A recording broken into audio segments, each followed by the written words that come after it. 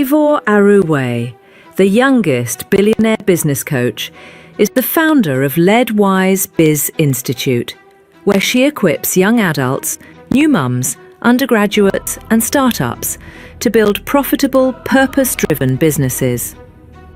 Rooted in faith, she believes that backgrounds don't define destiny. Only what God has spoken does. Her journey from a student budget to running a thriving business that reflects grace and growth. Through mentorship, trainings and conferences, she empowers young people to start early and create lasting impact. She convenes the Too Young, Too Strong conference, a clinical counsellor with an MSc in clinical therapy, the executive director of Enixco Ultimate Ventures, and CEO of Ivankina Essentials. She has authored New Mum Smart Spending, Graduate as a Millionaire, and Start Smart, Build Smart. Connect with her on Instagram, TikTok, LinkedIn, and YouTube for practical business insights.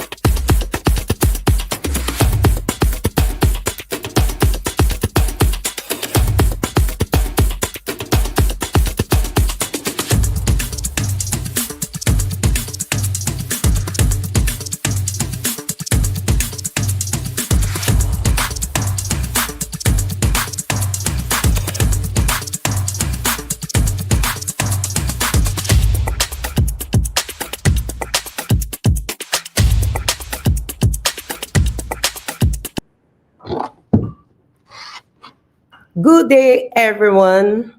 Welcome to Too Young, Too Strong Business Conference 2025 edition. I'm Favor Aruwe, known as the youngest billionaire business coach. It's an absolute honor to launch the first edition of Too Young, Too Strong Business Conference. This isn't just a conference, it's a movement. It's a declaration that being a youth is not weakness, it's superpower. Being too young doesn't mean you are unready, it means that you are unstoppable. And your age is not a limitation, but being courage, creativity, and conviction. Wherever you are tuning in from, kindly know that you belong here because your voice matters, your ideas matters, and your presence is the proof that you are ready to shape the future. So let's begin, connect, grow, and make history. Welcome to Too Ivor Young, Too Strong Business Conference. youngest billionaire business coach, is the founder of LeadWise Biz Institute, where she equips young adults, new mums, undergraduates and startups to build profitable, purpose-driven businesses. Rooted in faith, she believes that backgrounds don't define destiny. Only what God has spoken does. Her journey from a student budget to running a thriving business that reflects grace and growth. Through mentorship, trainings and conferences, she empowers young people to start early and create lasting impact. She convenes the Too Young, Too Strong conference, a clinical counsellor with an MSc in clinical therapy, the executive director of Enixco Ultimate Ventures, and CEO of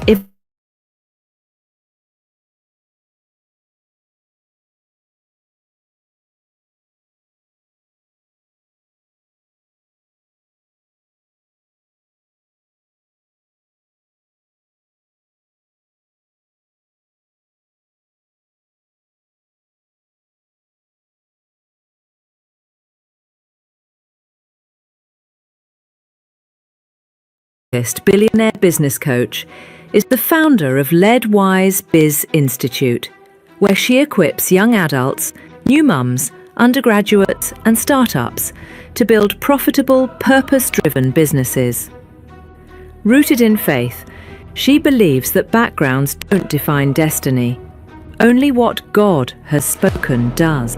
Her journey from a student budget to running a thriving business that reflects grace and growth. Through mentorship, trainings, and conferences, she empowers young people to start early and create lasting impact. She convenes the Too Young, Too Strong conference, a clinical counselor with an MSc in clinical therapy, the executive director of Phoenixco Ultimate Ventures, and CEO of Ivankina Essentials. She has authored New Mum's Smart Spending, Graduate as a Millionaire, and Start Smart, Build Smart. Connect with her on Instagram, TikTok, LinkedIn, and YouTube for practical business insights.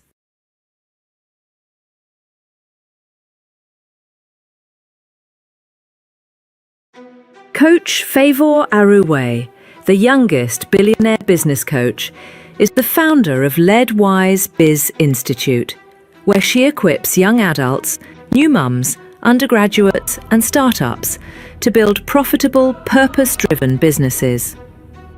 Rooted in faith, she believes that backgrounds don't define destiny. Only what God has spoken does. Her journey from a student budget to running a thriving business that reflects grace and growth. Through mentorship, trainings, and conferences, she empowers young people to start early and create lasting impact. She convenes the Too Young, Too Strong conference, a clinical counselor with an MSc in clinical therapy, the executive director of Phoenixco Ultimate Ventures, and CEO of Ivankina Essentials.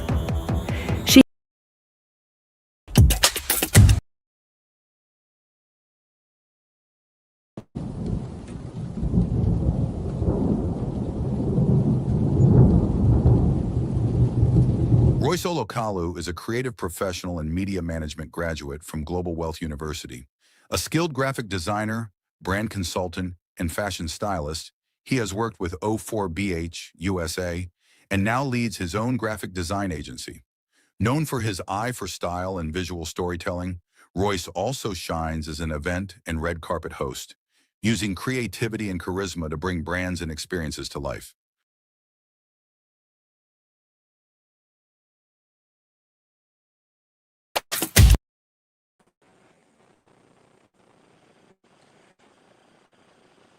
Hello, everyone. Good day. Welcome again to TO for something that is meant to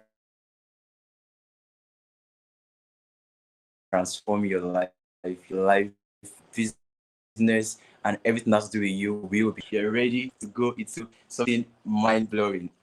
But before we proceed, I'd like us to get some very key information which is essential as we proceed in this conference. The first thing, I want everyone in here, if you can hear me, streaming from wherever you're streaming from, ensure you type in your unique number in the chat box. You can do that right now while I'm speaking. You type in your unique number in the chat box. And even as we proceed with that, I'd like to read the criteria for this conference. So I'm pretty much sure that the reason one of us are here because we want to be part of something that will be sponsored for after the end of this conference. But there are criteria to these things which has been sent to us. I'm going to read through just so we are on the same page.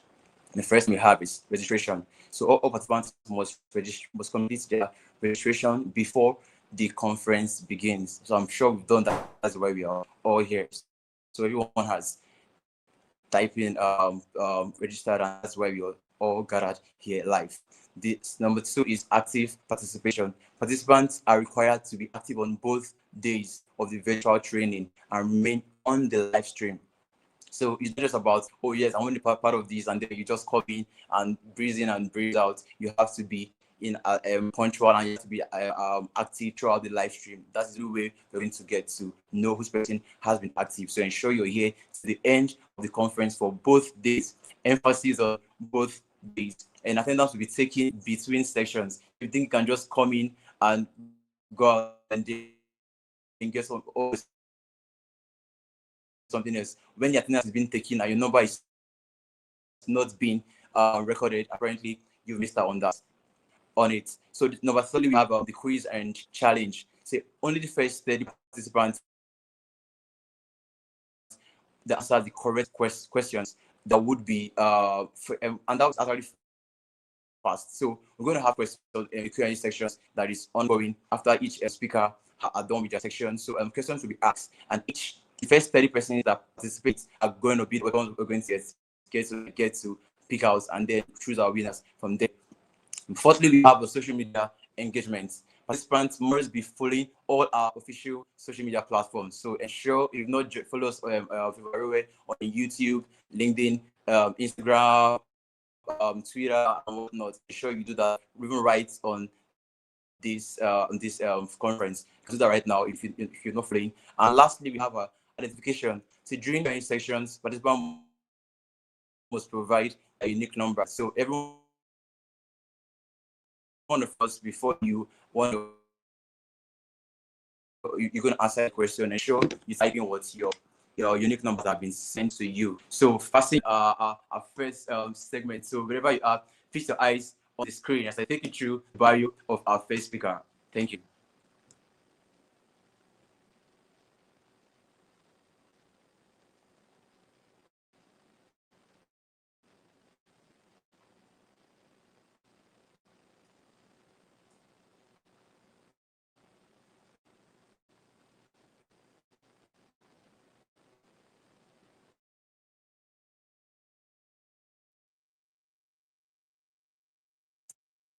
Hello, everyone.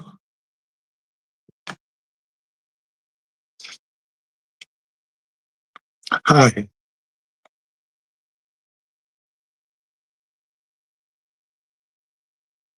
Okay. Hi. Everyone can see and the show and they can hear you. Okay. Hello, everyone. My name is William Benson. I'm an actor. You all already know me. Most of you, I guess. I've been an actor for a very long time, and also I direct plays. I write plays, and I've been in the industry doing what I know best, which is acting, and mostly in the entertainment circle. A graduate of English department. I studied English language, but majored in literature at the University of Lagos, Akoka. I'm sorry I'm sounding this way. I've been on set for like 10 days now. I just traveled all the way from Nasarawa State down to Abuja, where I'll be staying till tomorrow. Then I take my leave back to Lagos. Then I'm off again to Akwa Ibom for another set. So I'm quite, it's a very busy season and period for me. And thank you for having me here on your program, Too Young, Too Strong. The first thing that comes to mind is how parents and people and society, especially the older ones, how they see the younger ones, and it's a very, very stressful, dangerous environment to underestimate the strength, the capacity, and the ability of the younger ones who are finding their footings within the sands of history. So I titled it by saying finding the you within the frames of society, based on the tent of today's topic, which is Too Young, Too Strong. And today I want to talk about something that I believe is very important, especially for young people like those of us that are here. The title of this conference is Too Young, Too Strong. And within this, I set it to check you on how to find you and your essence within the frame of society. Firstly, I want to ask, do you feel strong? Do you feel like you can take on the world? So, well, what does this speak to us, basically. We live in a world, in a society where, oh, sorry. Over there. Yeah. So we live in a world, in a society where we are underestimated. Hello? Over there? Okay.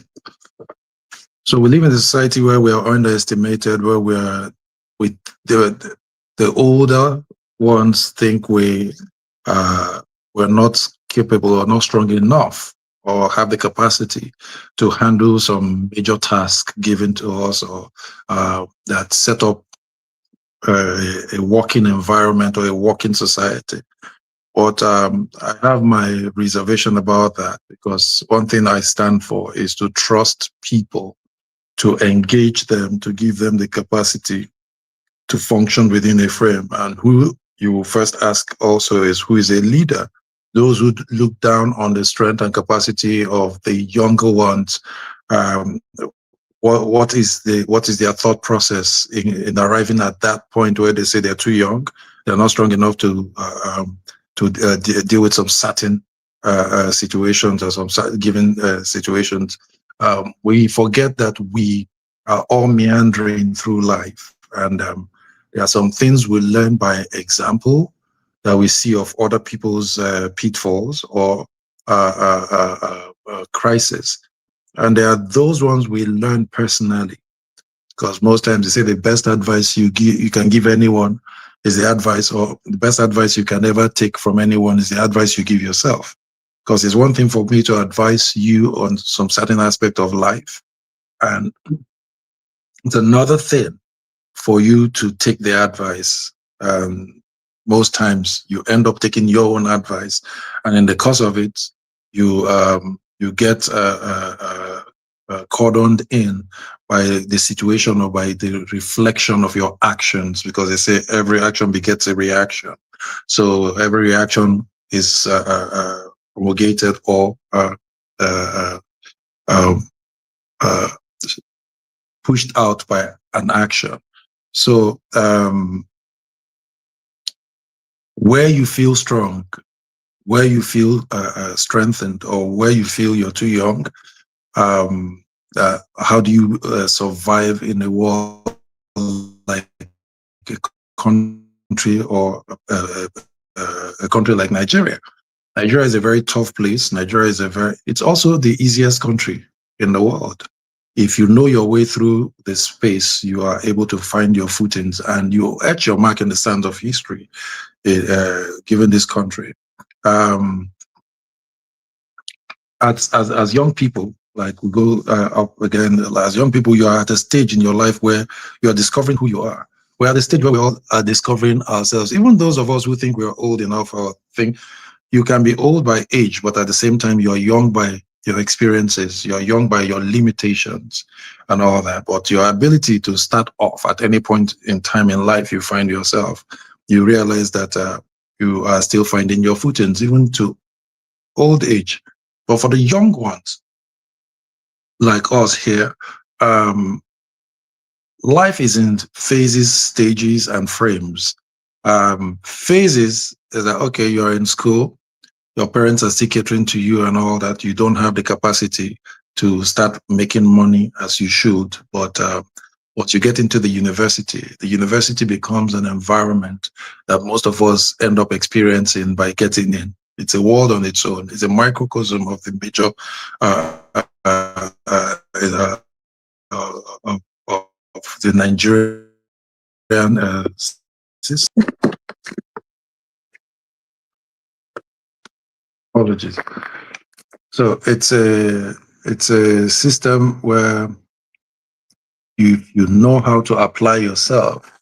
You don't need too much. When your parents give you some certain amount of money for your upkeep and all that, you can decide to look at what is happening within your school. Whilst you're reading, you can also be providing services, minor little services that will not distract you from the main purpose why you went to school. And it's sorry, the network is a bit fuzzy. So while you are in school, when I was in school, I was I knew that I was the one sending myself to school. I knew it was a tough place and all that, and there was no help from nowhere.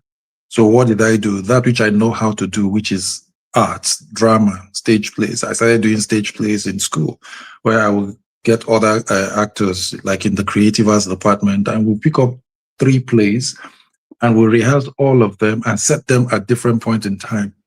I will do them, and we strategically positioned ourselves by opening up what's it called, the different phases of the academic session in school. Then you know that when students are coming in for the first session or after the holiday or before the beginning of a new session, they are buoyant. Everyone's got money, so we decide to create drama for them, whereby we start doing publicity. We wear t-shirt, we carry t-shirt. Amongst us, we have the visual artist. Amongst us, we have people, students who know how to build set. Amongst us, we have students who know how to make costumes. Amongst us, we have students who know how to rig lights and all these other aspects of production. So we all came together to start doing productions. By so doing, started paying ourselves as we were in school, making things happen. But if we say, oh, because we're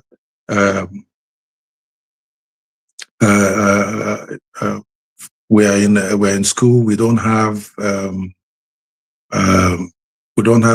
anyone to take care of us. If you don't set out, nobody will set out for you. And if you don't start, you don't know what you can achieve as you move on in life.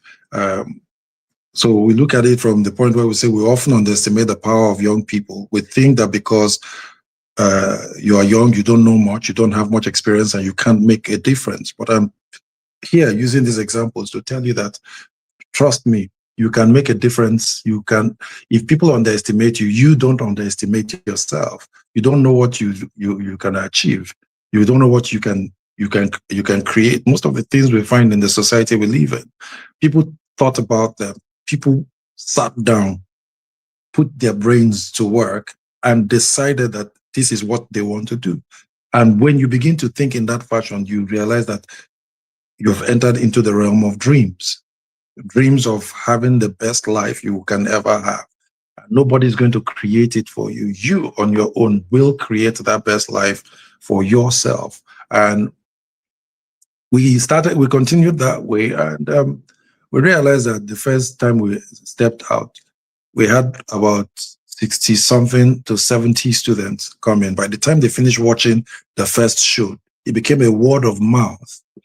They went out and they started talking about it.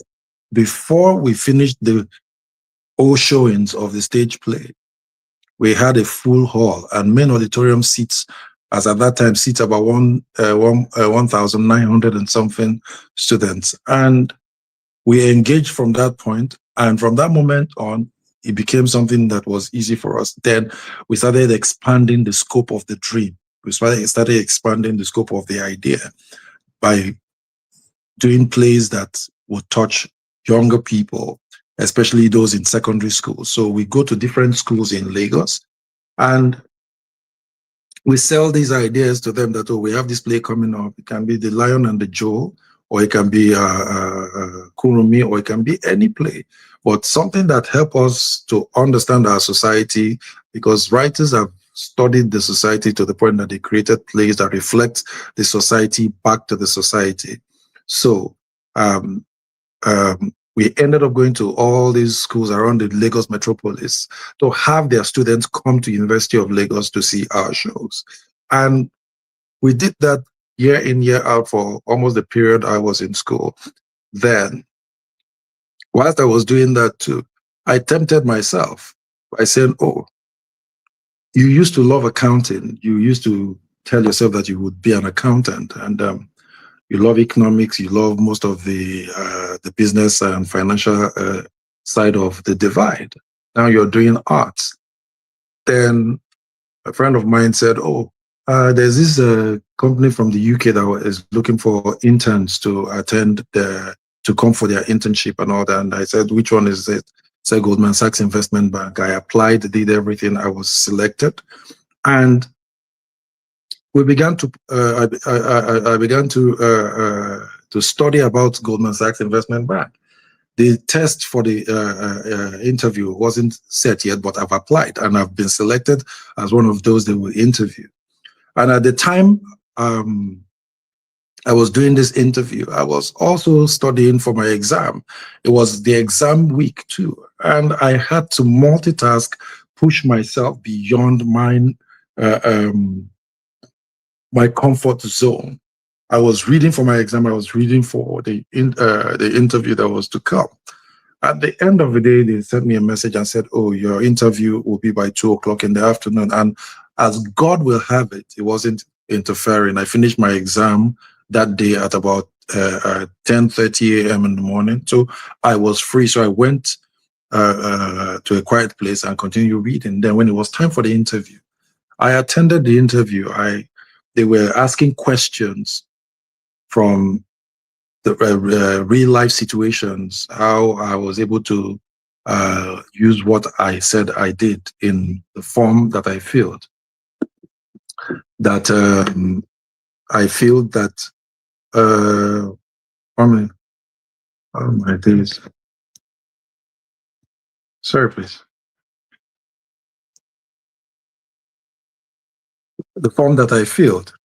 And with regards to what I'm trained to do as an actor, as an artist, I'm studying English, the language of which we express ourselves on stage. And at the same time, I'm telling stories of the society we live in using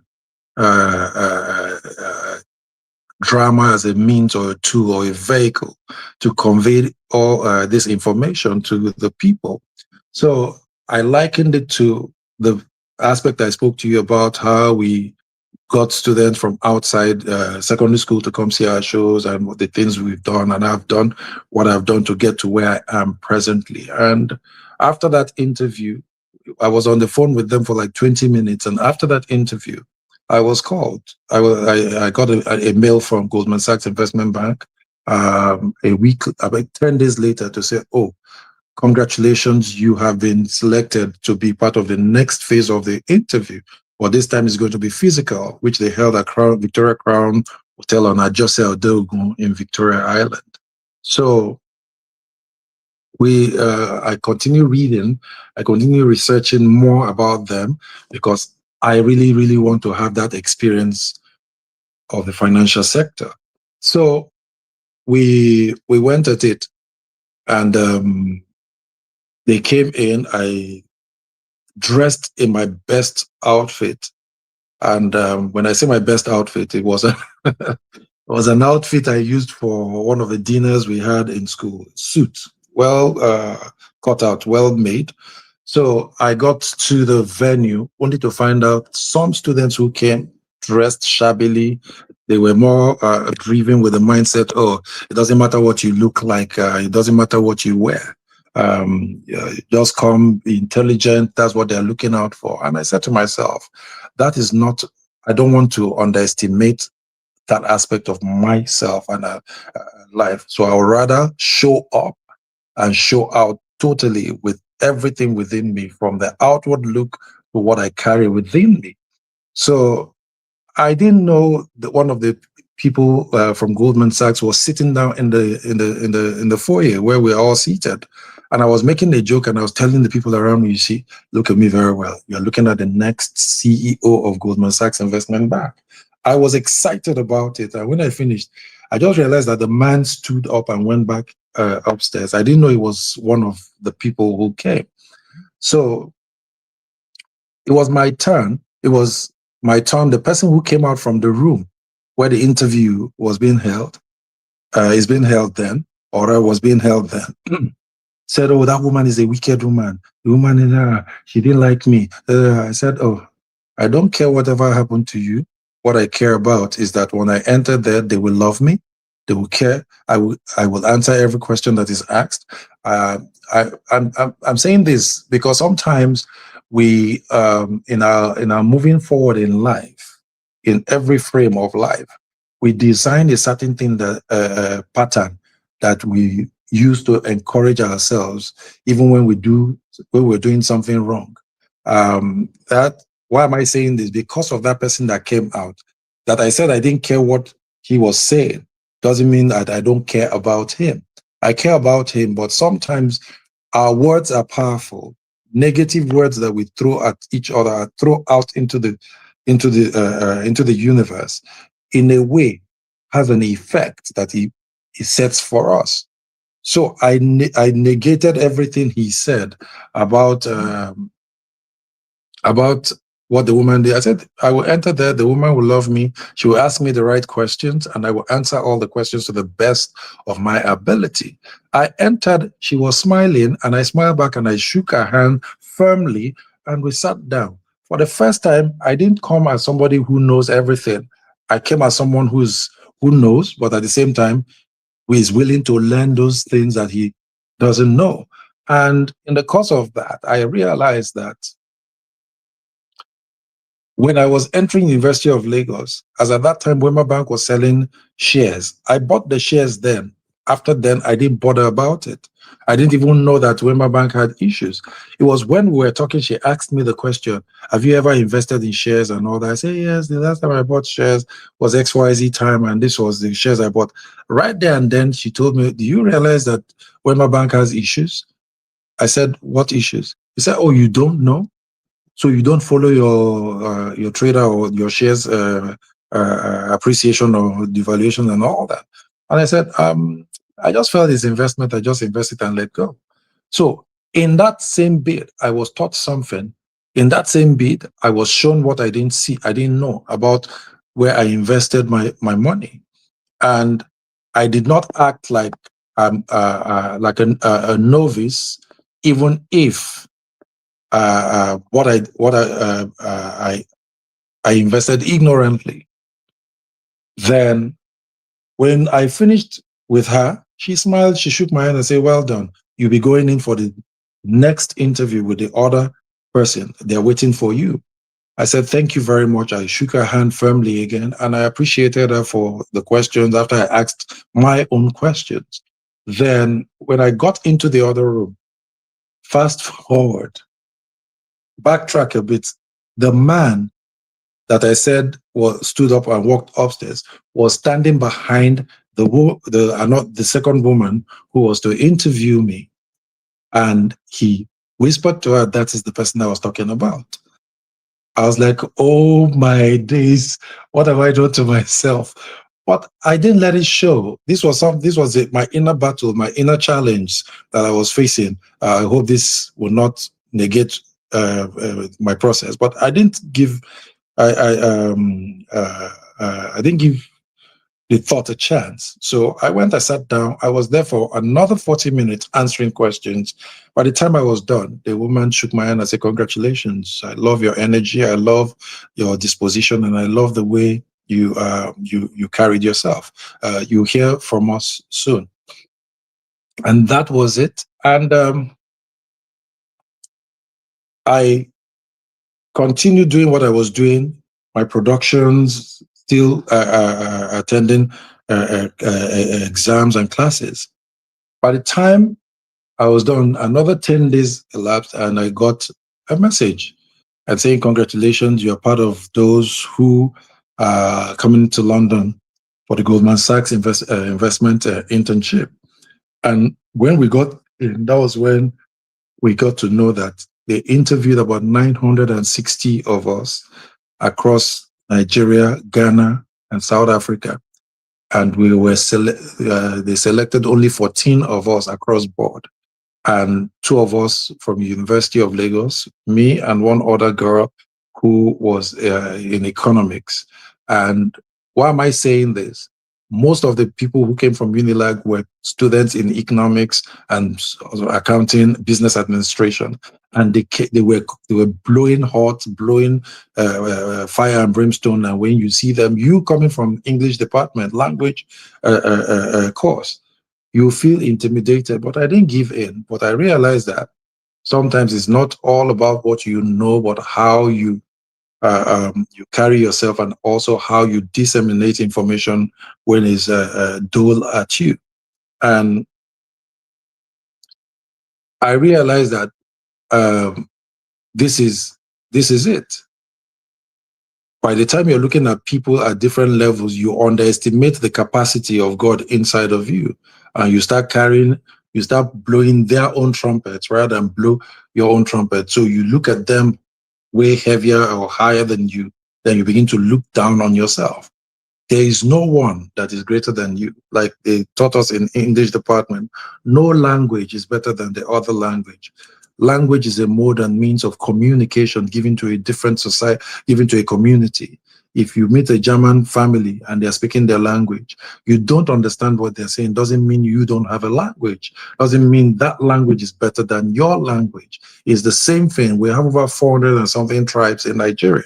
We all speak different languages, but one thing that is holding us together is our ability that when we come into an environment like where you all are at presently, we find a common ground where we apply ourselves, where we carry ourselves. That one factor is what is holding us together. So nobody knows where this other person is from, where the other person is from, unless you have a keen interest in knowing where someone among the group here is from. And the reason why you would do that is because probably you are finding that particular person interesting, and you want to have conversation beyond this sphere, or you think you and that person will collaborate or to do something in the future. So that is the moment you begin to say, oh, you want to know where this person is from, what this person does for a living, or where their trajectory or ideology or what philosophy guides their way of living. So in all this, you can see all the frames I have painted, all the frames I have put forward with regards to myself and with regards to the topic, finding you within the frame of society based on the tent of too young, too strong. You are young, yes, you are very, very strong. You are heavily guarded, heavily protected, heavily sound. And there is nothing you set your heart or mind to do, as long as you can read, as long as you can process things, as long as you can think through life, think through situation, you will always stand out. So you are at a stage in your life where you can learn, grow, and explore new things. You can try new activities, join new clubs, and make new friends. You can discover your passion and interest and pursue them with all your heart. Why is this part of this this is so important? This is where I tie the God factor in. Why? Because a lot of times you wonder why you're on earth. You think that when we talk about God, it's only for you to talk about God in relations to church. No, you are the church. You are the voice of God. You are the word of God. You are the person of God. Why? Jesus Christ said, "Are you not told that you're gods?" That's what God says. If whatever is my word will not return to me without fulfilling what I have sent it to do. The same way, if you're God, you will always reflect the personality of who you came from, who is your heavenly Father, who is God. That reflection is what builds you up as a person. That reflection is what builds you up.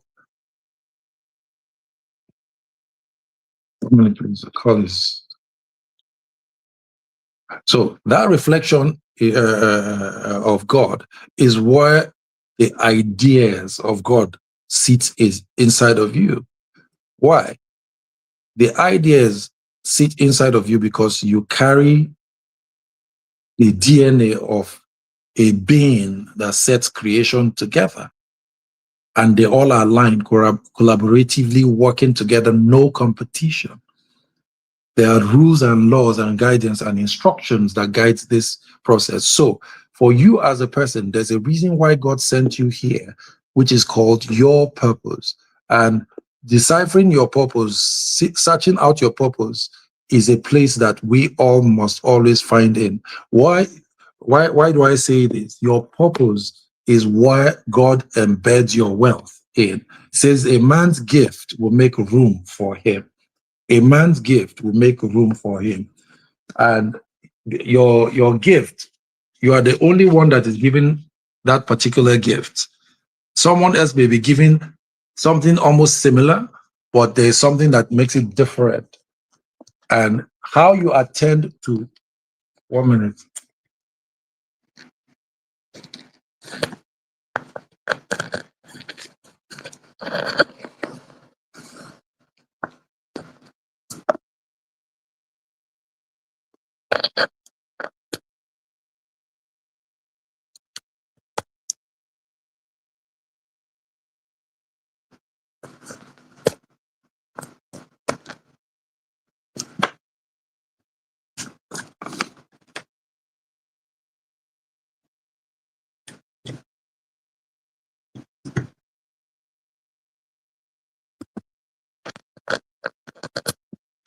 Please, just hold on for me 1 minute. My battery is going low very fast and the charger is not working. Just give me a minute, please.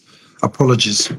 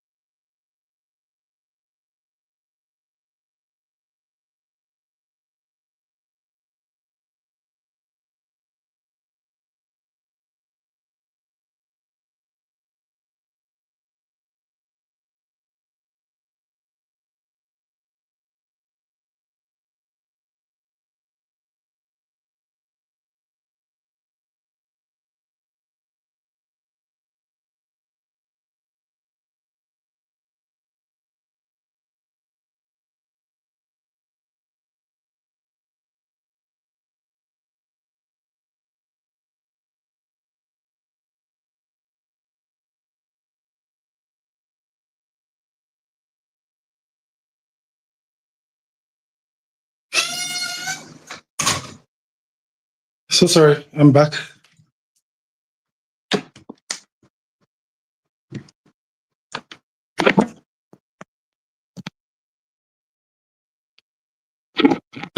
Yeah, so sorry, I'm back. So,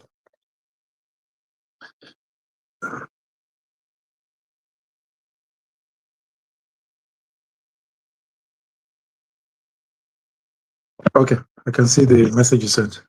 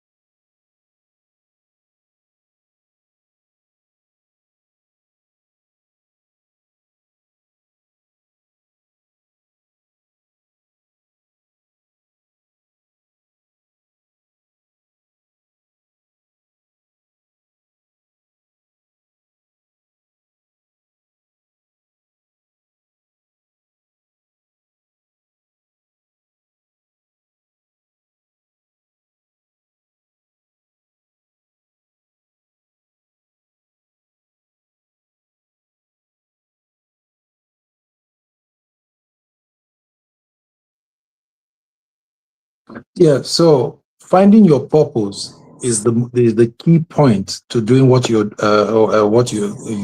decide to engage yourself doing, especially your dreams. Your dreams are tied to your purpose, and once you begin to dream in a particular direction, any which way you must have come in contact with your purpose. But sometimes we want to thrive on other people's purpose. Like my man of God will always tell us that you have the sun and you have the moon. The two of them are ruling the day, but one, they will say, oh, because the sun is stronger, is greater than the moon.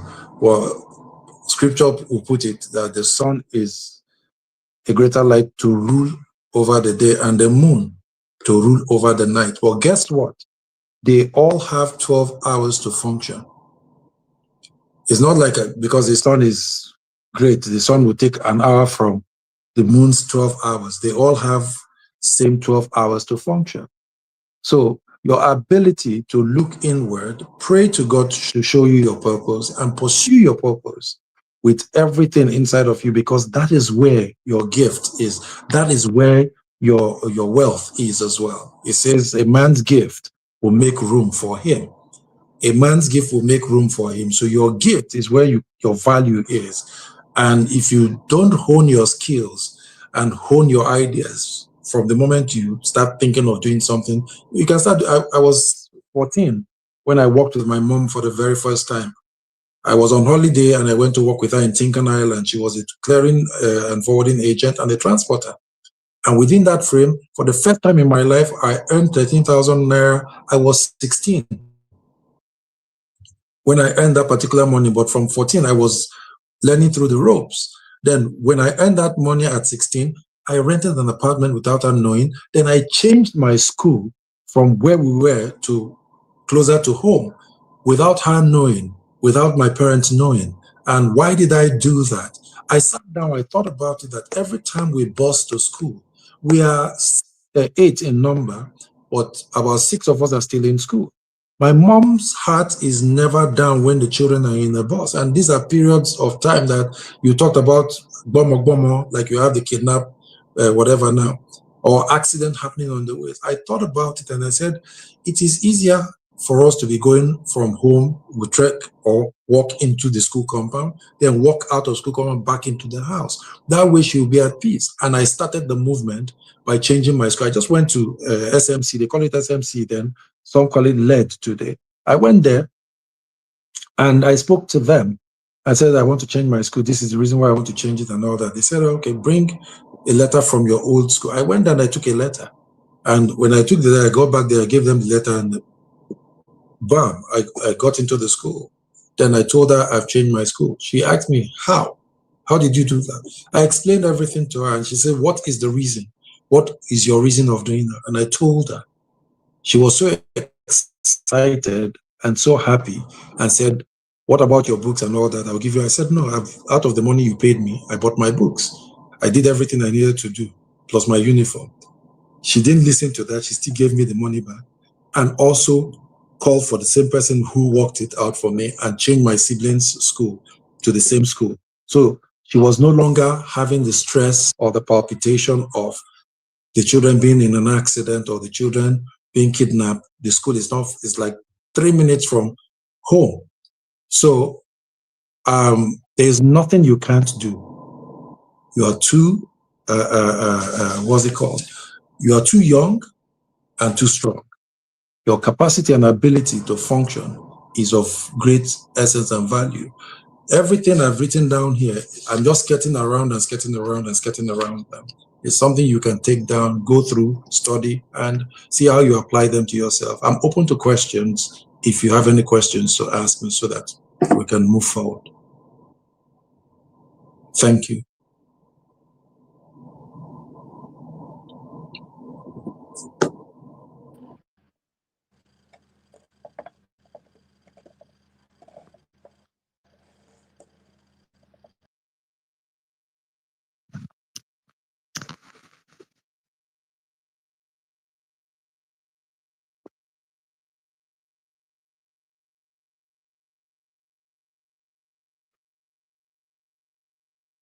Are you there?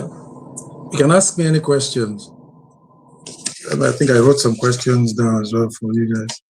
Yeah, potential questions to explore. What does it mean to be strong in your own perspective? How can I develop resilience and perseverance? And how can I build positive relationship with others? What are some ways to prioritize mental health? And all these are things that I put down here, which can be possible questions that some of you might be asking. What does it mean to be strong? I will want some of us to talk about it first, then I will give my own light into it.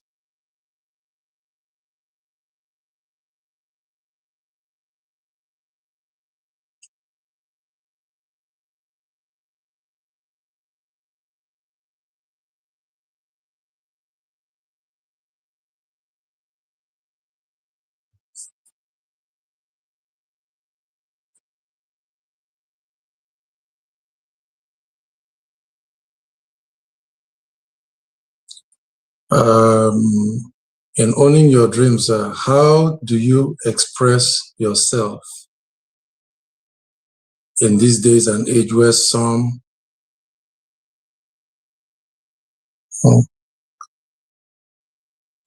this day I can barely see most of these questions.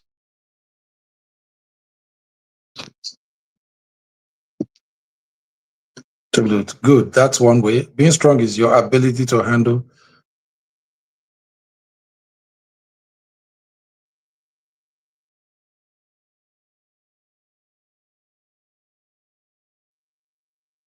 in owning your dream. Parents are wanting you to be them. Valid question. Parents always see their children as their meal ticket for old age because they spend all their time working. They spend all their time working and sending the children to school. So they feel that at the time they hit 60, 65, 70, they are no longer as strong and as agile as their children. So it is the children's turn to take care of them. In the Western society, it's never like that. Fathers and mothers will finish sending you to school. The society will send you to school, and they abandon the parents when they are ready to get married.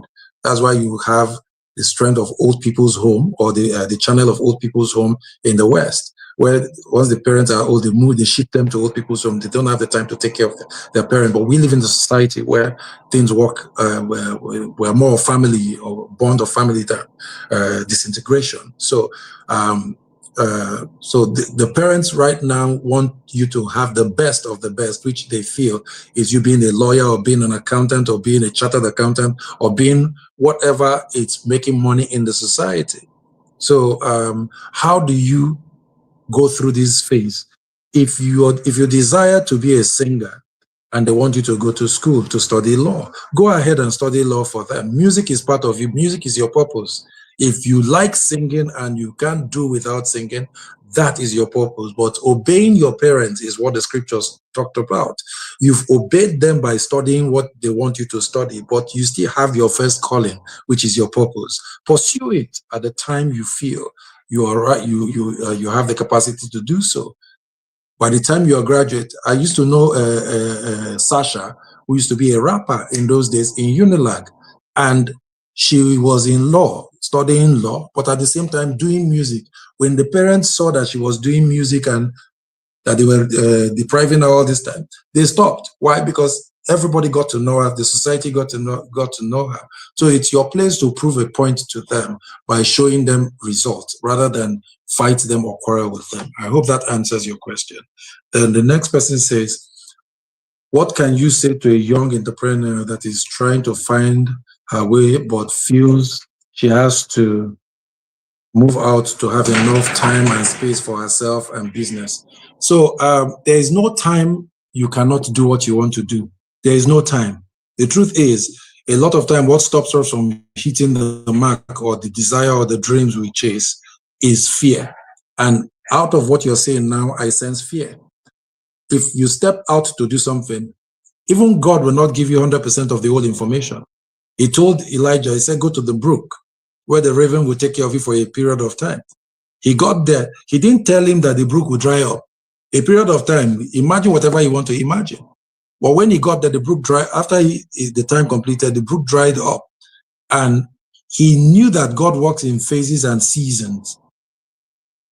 So he went back to God to say, oh, it's dried. And God said, now go to Zarephath, where a widow will take care of you. So if it is in this time, God opens that kind of brook for us where something is taking care of us. We will not want to leave it. And once it begins to dry up, that's when we begin to pray about it and because we are comfortable in that space. Never be comfortable in anything. Whatever business you desire to do, start small, push on. As you start small, be accountable, keep records and all that. Where you have failures and pitfalls, reckon them. These are processes, these are stages. You cannot remain at the same stage for a long time. As you continue, more doors are opening in that line of business you are entering into. And you will fail sometimes. And guess what? Fail means what? First attempt in learning. And once you learn, you don't repeat that failure again. Why? You've learned how not to do the business the way you did it the last time that you incurred losses. So that way you are a thinking and progressive young person. So you will always succeed in what you do. But start small, start somehow, start anyway. The first point is to start. The first point is to start. If it is 2,000 naira you have on you to start it. I started a perfume business. I started with just 25,000 naira. And guess what? In 3 months, from the proceed, the profit of that business, I had bought 2 plots of land from that proceed. But 2 months ago, I wouldn't have been able to buy that if I didn't start the perfume business. Probably another way would have opened, but may not have given me the kind of cash, the liquid cash I got at the time I started. And it took me 15 minutes to learn that business, and it gave me more than what I learned in 15 minutes. I committed myself to it, learn how to do it and how not to do it. And that brought me to the place of success with that particular business, aside what I do as an actor. Yeah. Any other questions?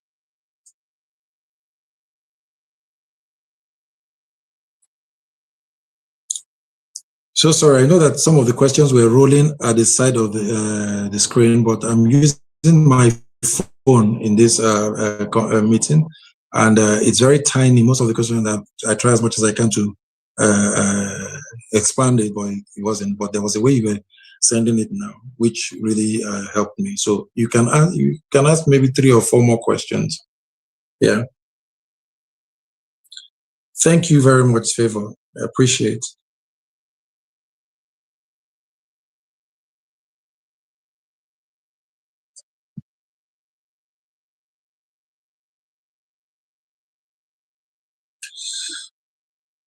How do you come out of a situation where you have like 3 skills and you are at a crossroad in making up your mind on which to push to limelight?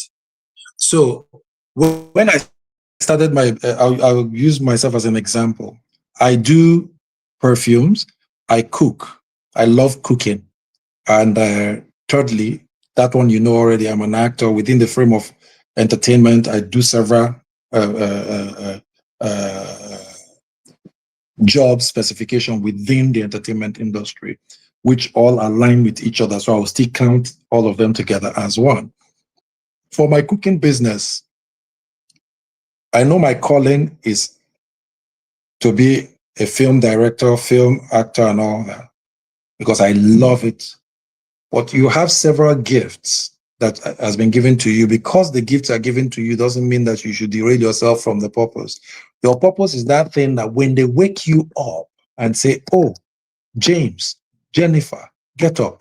Can you do this for me? And you get up and do it with so much happiness within you because it comes easy to you. That is your purpose.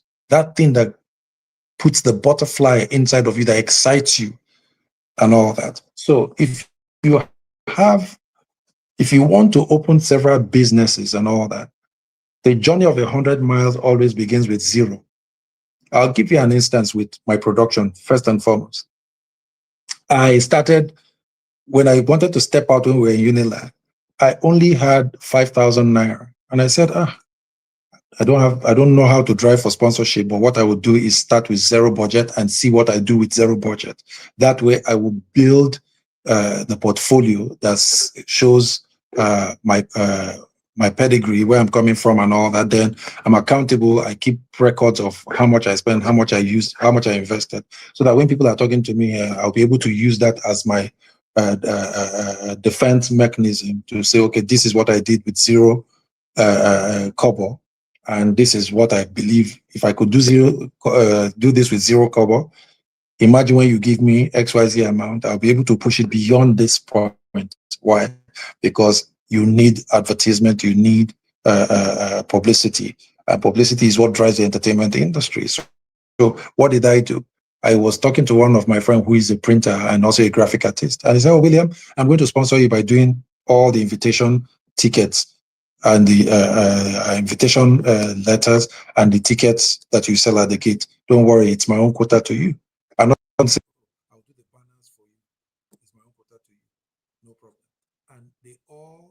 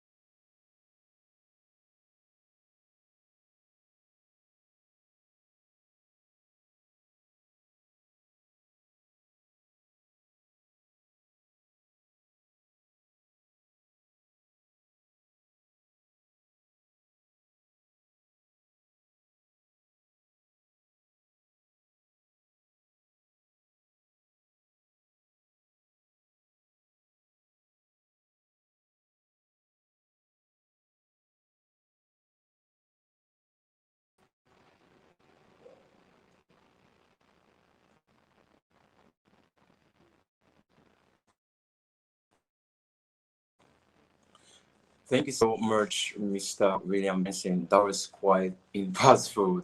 Those words were timely, and I'm sure most of us that have been listening to what he said, we have so much to take back and then make our lives better. Those words will really help you and guide you. Just so, like I said earlier, everyone that has been present on this live conference, ensure you salary so we can keep track of these. For that we just know how to figure out our winners, to ensure you're participating and you're in the show, attentive, comments, answering questions, and all of that.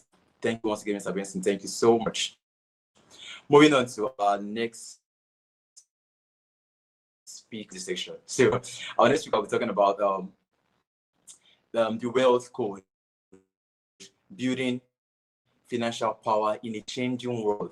So if you know you like wealth and you want to make more money, and you have business ideas that you want to actually impact, so sit back and relax as I bring up Oladele. So let's keep our eyes on the screen as we see her bio. Thank you.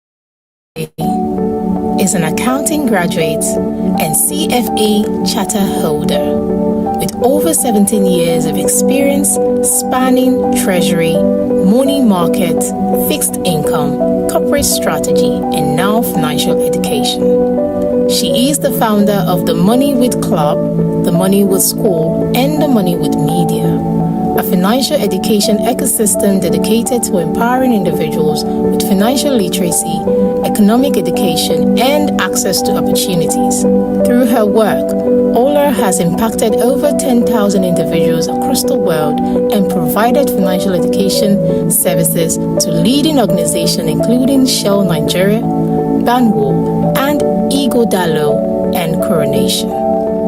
Please let's make welcome Ola Oladele.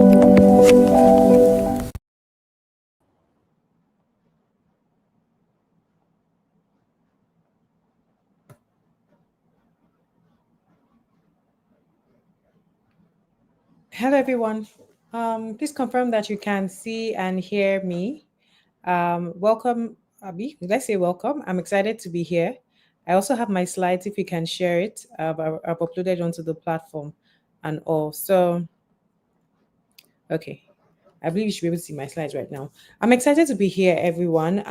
My name is Ola, and I used to be a securities trader. So if you know the Wolf of Wall Street, that's something that I used to do for my life. Like that's what I started my career doing. But after about 15 years in that, I moved on to providing financial education. And the simple reason for that was the fact that I found that a lot of people did not know the things that were very normal for me because that's how I started my career and all. And it was just something that everyone around me knew. So yes, my profile has been read. I run a financial education company, and we have a media expression. We have the community, and we have the school. In terms of media, we have a YouTube channel also where you can learn about investing. So I'll put the links up later on. These are some of the companies I've worked with. I've also been featured on the platforms on the right. So let's talk about money, right? We all want to hear about money. And so we're talking about money. The first thing is why you should invest. So this is something that I want everyone to look at. It's something I created or developed. It's called the money cycle. It's an assessment of your finances, and everybody is in it. Everybody is in it. So if you want to download it and go through the cycle yourself, you can scan the barcode and you can download the PDF for yourself. But basically, it all starts with making money. At every junction, you have two options. When you make money, you can spend everything or you can save everything or do a mix and a match, right? And so you have two options: you spend, you save. If you make 100 naira and you spend 100 naira, what will happen is that your money cycle will be very short. So think of that person who, or your parents, for example, maybe some people, their dads will be cranky, maybe payday is 24th, And then by 20th, everybody in the house is working on eggshells. Why? Because the money has finished. They have to wait for a top up and they're all cranky, right? Those are the signs. And another thing also is that you're living on a keg of gunpowder, meaning that if something happens unexpectedly, you don't have anything to cushion that impact, right? That's what happens when your money cycle is short. But if, for example, you save, then you have a broader money cycle. When you save, you have two options. You leave it in the bank or you invest.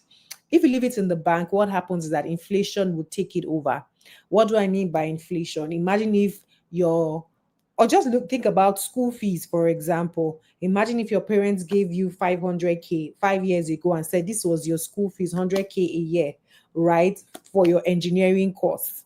And then fast forward to now, and school fees have skyrocketed. The government is talking about student loans, things that were unheard of, even for federal government schools. What am I saying? That 500K that would have carried you through 5 years is probably going to carry you through maybe 2.5, max 3 years.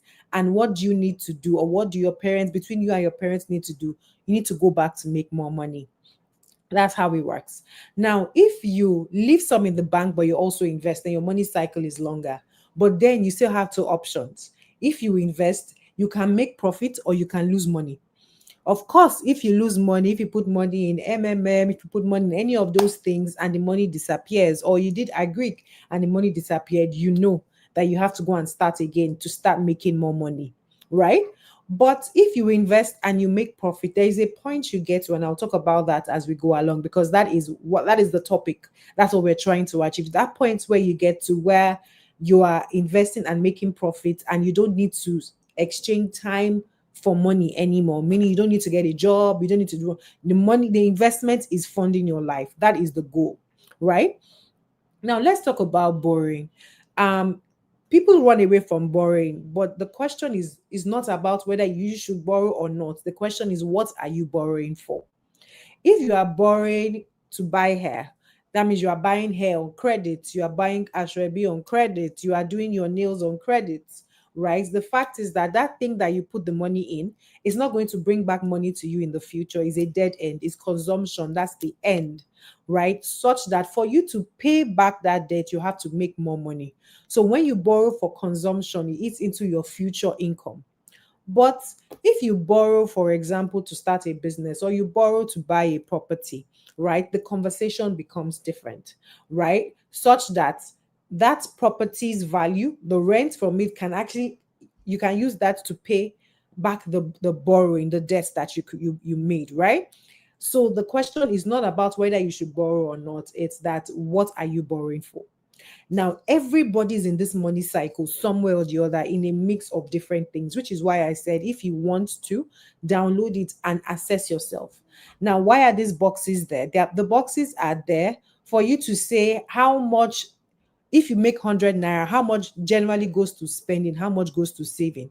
If it is 70%, right? So that's why I say insert a rough percentage of your ratios, then you can tell where your gaps are.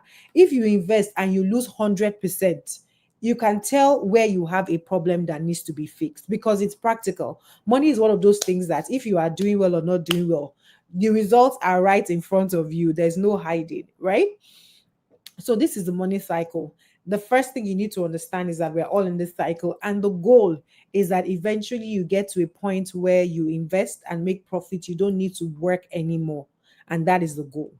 So how do you start investing? And it's very simple, right? Recognizing the opportunity, accessing the opportunity, and creating systems around this. What do I mean by that? You might be walking past, in fact, let me not even go so far. Every time you see a bus driving by, right? And the driver of the bus is not, by bus, I mean public transport bus, and the driver of the bus is not the owner of the bus. Understand that is an investment opportunity, right? So the question is, how do you recognize opportunities around you because they're around you?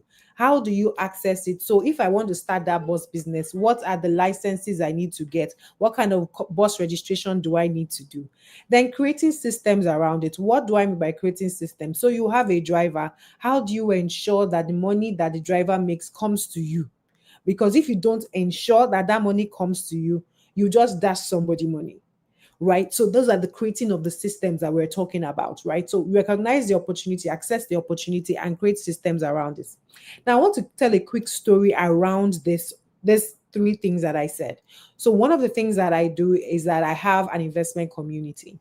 Now, investment community is for senior execs, is for people that have done well, but they just don't know where to start investing, right? So in 2023, we brought a deal. So what we do is we bring deals in different countries around the world, different currencies, naira, everywhere around the world. And so we brought a deal, right, to the club, and it was a property deal, right, in Nairobi. The entry point was very low, right?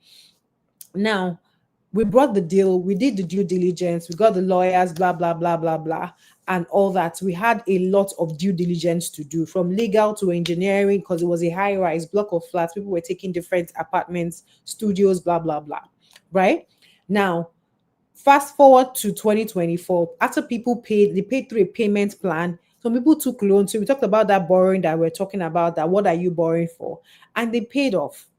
Now, earlier this year, there was an announcement from United Nations that they were moving their head office staff from New York in America to Nairobi. That singular announcement that we might have seen in the news that seemed like, who cares? Based on that announcement, the value of property, the demand for rent in Nairobi skyrocketed. Why? Because there was an influx of people with dollars, and then properties that were going for like $30,000 are now going for like 60, upward of 70,000. So for the people that went on this transaction, who were just going in for rental, long-term, blah, blah, blah, even in a year, the value of their investment has gone up. That just shows how investments work, right? And guess what? If you are able to do a lot of these things, right, you can get to a point where the rental from these things can bring you to a point where you don't need to work anymore, where you're working because you want to, not because you need to. Now, where do you start from? There are two things to start from. There's mindset and there's action. So when it comes to mindset, we see this apple, right? This apple, everybody eats an apple. When you finish, there's the core in the center, you throw it away. That's normal. But a farmer sees that same apple, sees the core, and is telling you, I want to plant these apples. I want to plant these seeds. When you finish, please share your seeds, keep your seeds, don't throw them away because I want to use them, right? And so you gather those seeds and you give it to your apple farmer cousin, right? And he plants these seeds.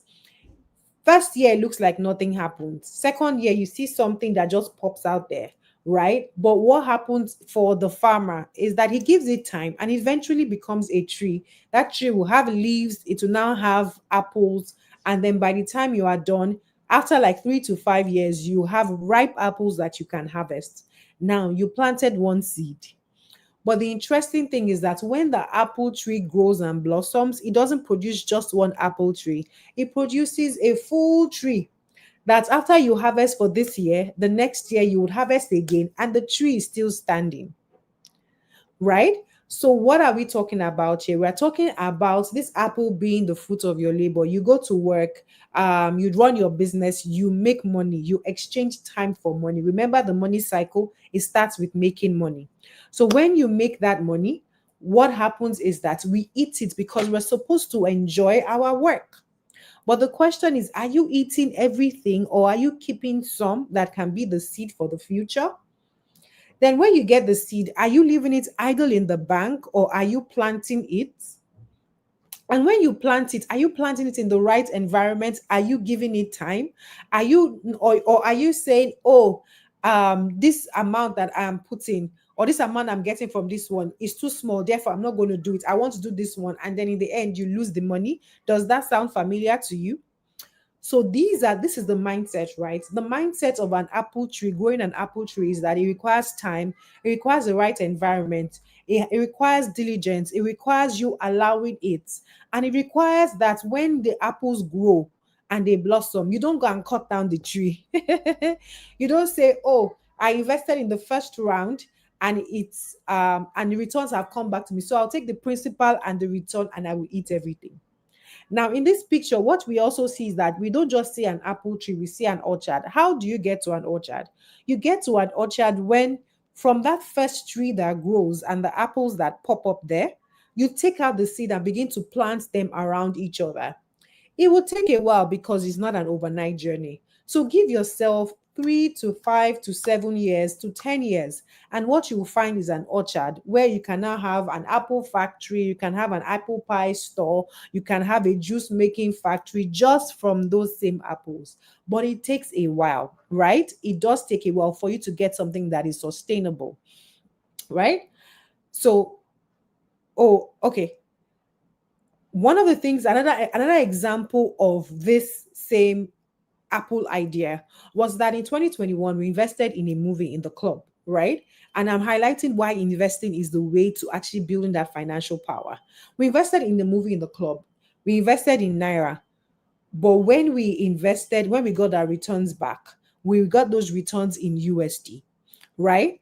And why? Because we sold to video on demand companies that were outside of the country, and the payments were made over a 1 year period in USD. So if you think about how the currency devalued, right?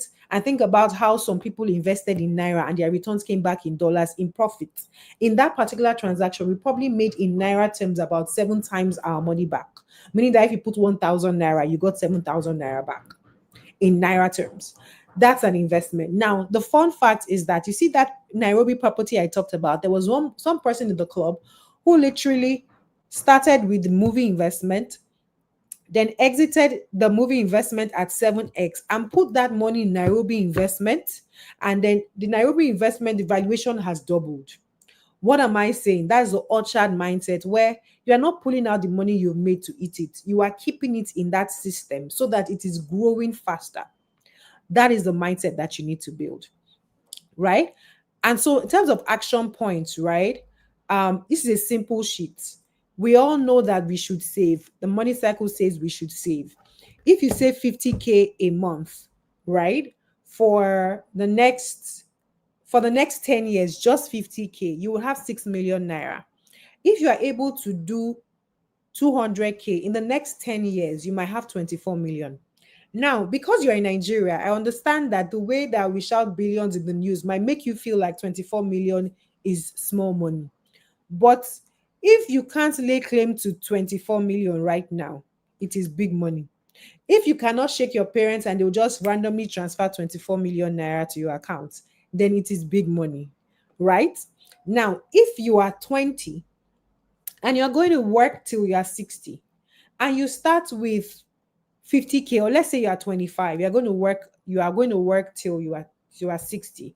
That's about 30 to 35 years, right? So let's put 30 years. It means that from doing nothing apart from putting 50K away, you would have 18 million naira chilling for you at retirement. And if you're able to do 200K, you have 72 million, which is beautiful money on all fronts. Now, when we talk about investing, imagine that 50K that you are saving monthly. You gather your 600K for the year, meaning 50K times 12 months. And so that 600K that you save every year, you invest it at 10%. 10% is not anything out of the ordinary in Nigeria. Just investing at 10%, instead of having 18 million in 30 years, you will have 98 million. And for doing 200K, instead of having 72 million, you have 394 million, just on 10%. Now, this 10%, the same 10% that we all look at with disdain, saying that this rate is too low. I'm looking for 30 to 40%. And then you go for the 30 to 40% and your money disappears. But the person who is moving slowly like a tortoise and is thinking, oh, let me just do small, let me just be reinvesting, that person will get to their destination faster or to your goal faster, and you wonder how. So what are we saying here? Your mindset matters around this. What you think is speed sometimes might actually be slowing you down. But there's a slow and steady that honestly wins the race when it comes to investing and financial matters. It is called compound interest, right? It's the eighth wonder of the world. It only favors those who trust it to work. And the simple rule is this: reinvest your returns, don't spend it, and watch the market magic happen. So your action points after you doing your money cycle assessments, right? Because you need to assess where your own gap is, where you have your strengths and your weaknesses. The second action point is what savings account are you going to be using to start your savings journey today? Now, you have seen how 50K can pile up. If it's just 10K, start the journey of 10K. Remember that the 50K person may start with 50K and then 2-3 years down the line, one job change, one, something or the other, and they can jump to 200K in the next 2 years. But they've started the journey, right? So for you now, how much can you save and where are you going to start saving that money? What bank account are you going to start using to pile up? So what does what does financial empowerment look like, right? We can see a bungalow, we can see a high rise there. If it was an active session like on a Zoom call, I would have asked people for the difference between the two of them, and I would want to see in the charts. But if you are seeing the charts on YouTube, just drop the differences that you see between a bungalow and a high rise. I can tell you some. A bungalow is very is small, it's cozy, it's not very complex. Between the owner of the land and a builder, bricklayer, you can build this whole thing and be done in 3 months. But for the high rise, you have not even finished doing foundation in those 3 months. It might take you 6 to 9 months to a year to just lay the foundation. The level of detail that is required for the high rise looks like a lot. If somebody says they are building a bungalow, start to finish, they can finish in 3 months. But if you see somebody building a high rise, you would ask the person in 3 months, what are you even doing? Is anything happening? We can't see anything because nothing will be showing. It will just look like you are pouring sand into the ground or you are pouring money into the ground and nothing is happening. In terms of attention to detail also, there's so many details. Just one floor, the wiring of the floor, the making sure that the elevator, the electrical network, the blah, blah, blah for the high rise. Thank you, Agogo. Thank you. I see that feedback. The high rise, the details, right? The details, everything, there's so much detail attached to it. But for the bungalow, it's very easy. And guess what? The bungalow is easy for you to pull down. Just get a tractor and it will just bulldoze it, and that's the end. But you see this high rise, to take it down, what you need to do, you have to go and get government approval. You will not just get government approval to take it down. You have to get engineers that would use bombs to take it down. What am I saying? I'm talking about finances here. So for building a skyscraper, it takes strategy. It takes skill to build. It takes skill to bring it down. It takes attention to detail. It requires a lot of time. But eventually, it will cover the skyline. Nobody will be able to disagree. Nobody will be able to say that we cannot see this building. It becomes visible. So what am I saying when it comes to finances? I'm saying that there's a way to build and build quickly, and it appears overnight, but we can take it down quickly. It doesn't require as much skill. It just requires you to be sharp. Just jump in. Let's do it. And there's also a way that you can build that it will be slower, painstaking, but it will stand the test of time. You know that if you are in Lagos, for example, there is the Union Bank building. Union Bank building is at least 50 years old. They cannot take down that building. All they do is renovate, make it look finer, upgrade it, do interior, blah, blah, blah. But the amount of bungalows that have been bulldozed in 30 seconds, 1 minute, 1 hour, just in that same period, you can't measure. So the question is, what kind of foundation, what kind of building when it comes to wealth do you want to have? And are you trying to own, or do you want to own a skyscraper, but you are building with a bungalow mentality? That's the question. Thank you, Tosan, right? The fact is your mindset and what you are doing, your actions are telling where you are going. Because if you are looking for sharp, it's okay. Sharp is okay, but sharp may not stand the test of time. I'm using may nicely. It will not stand the test of time. But when you do things that are solid and would stay over time, even to take it down, it will be hard. Just think of a Dangote with his refinery. Even if you want to shut it down right now, it will be hard. It will be hard. So how are you thinking, short or long? right? So now let's talk about viable investment. I've highlighted this already, that there are investment opportunities all around you, right? You see a mall, you see ShopRite, you see all those things. Before you came into the store to buy, somebody put money in to raise that structure. It's an investment. You see a delivery guy, it's an investment. You see street food mama put by the road. Before she could come and sell to you, somebody bought the pot, somebody bought the oil, somebody put money for the rice, or maybe she took the rice on credit, right? But somehow or the other, something went in before you came to buy. So you can also see street food, you can see delivery, and you can see fine dining. All three are investment opportunities. So the question is, what opportunities are you seeing around you that you are working away from or you're not aware of? And the person is cleaning out, and the person is going to meet other people for capital while you are there with your 100K or your 50K. That's the first mindset. It's all around you. But there are two ways you can make money. You can either give loan or you can give equity. Now, why am I highlighting this? Because we see a lot of things around us that we don't really understand. And that's really why I left because what I used to do was I used to trade assets. I would trade fixed income, I'll trade money market, I'll trade Naira, right? And then at a point I moved to raising financing. So those things that I was trading, I was issuing them. Do you get? I was managing portfolios. That's what I've done. And I'm a CFA charter holder. So I've read the book to support it, if you get my point. But I realized that a lot of people say there's nothing to invest in. And I'm like, there are more investment opportunities than the money you have. Just even go to the stock market, you can finish all your money there.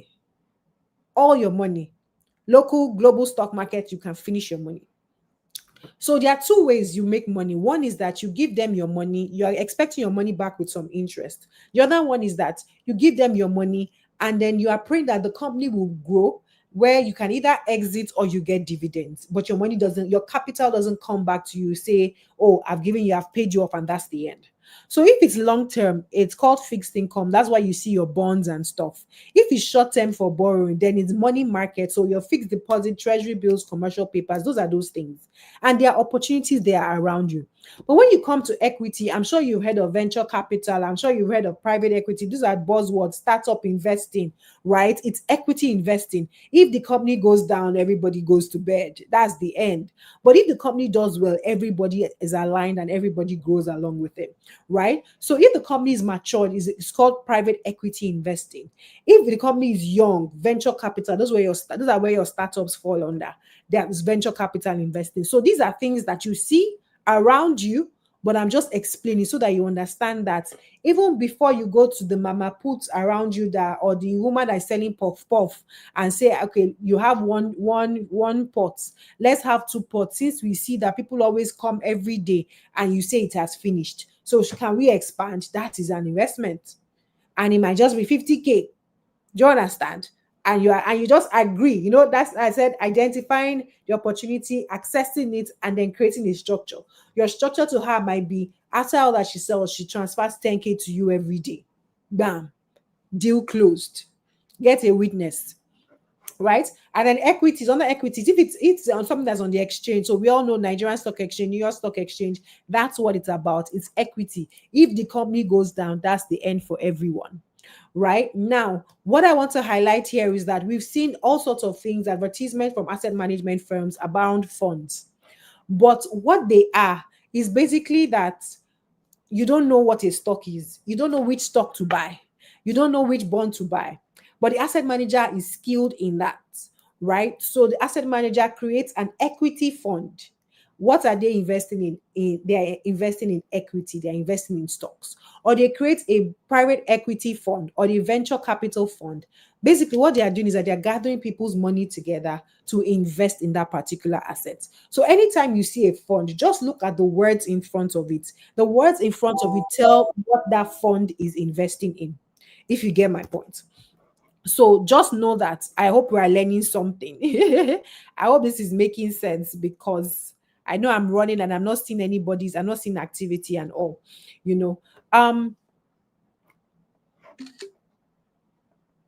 So yes, and also exchange traded funds is the same thing. So the highlight here is there are more investment opportunities than you have money for, but it all starts with the fact that they are all around you. So what are the things that you need to avoid in this journey to financial power? lifestyle inflation. I literally had a one-on-one session with someone earlier today, and he was talking about how his salary doubled in October last year, but now he's more broke than how he was before that salary increase. And I was like, you are not alone. It is a real problem. The problem for him was a lot of black tax, where he's like, I've not increased anything that I'm doing. What I find is that people just come, and because I have more money, I just feel like, okay, take. And then in the end, I'm actually broke. You need to avoid that. I need to avoid it at all costs. You need to be guided when it comes to black tax. It is fine to support your family members. I'm not saying you shouldn't support them. But what I'm saying is that put them in a structure, put them in a system, have your own goals, right? Don't say that your money, your salary increased from 1 million to 2 million, and then your lifestyle increased from 1 million to 2 million at the same time. You will find that you won't have savings. You still be living on the keg of gunpowder. You'll still be under pressure when it's payday. You won't have any investments. Can you just see a lot you need to avoid there? The second thing is overtrading. Thank you for the feedback. The second thing is overtrading, going into debts. That is where you queue in your taking hair on credit, taking clothes on credit, buying a phone on credit. All those things, please just avoid them. They are eating into your future wealth. Another thing is not considering you in the equation. What do I mean by that? The fact is that there might be two people. One is the firstborn of 10 children, and the other one is the lastborn of 10 children. The lifestyle of the firstborn of 10 children whose parents are struggling is different from the lifestyle of the person who is lastborn and is a proper lastborn, like the classic lastborn, the kind of lastborn everybody wants to be. Why? Because pressures are different. So whenever you are making decisions, don't learn. Thank you for the feedback. I see them rolling in.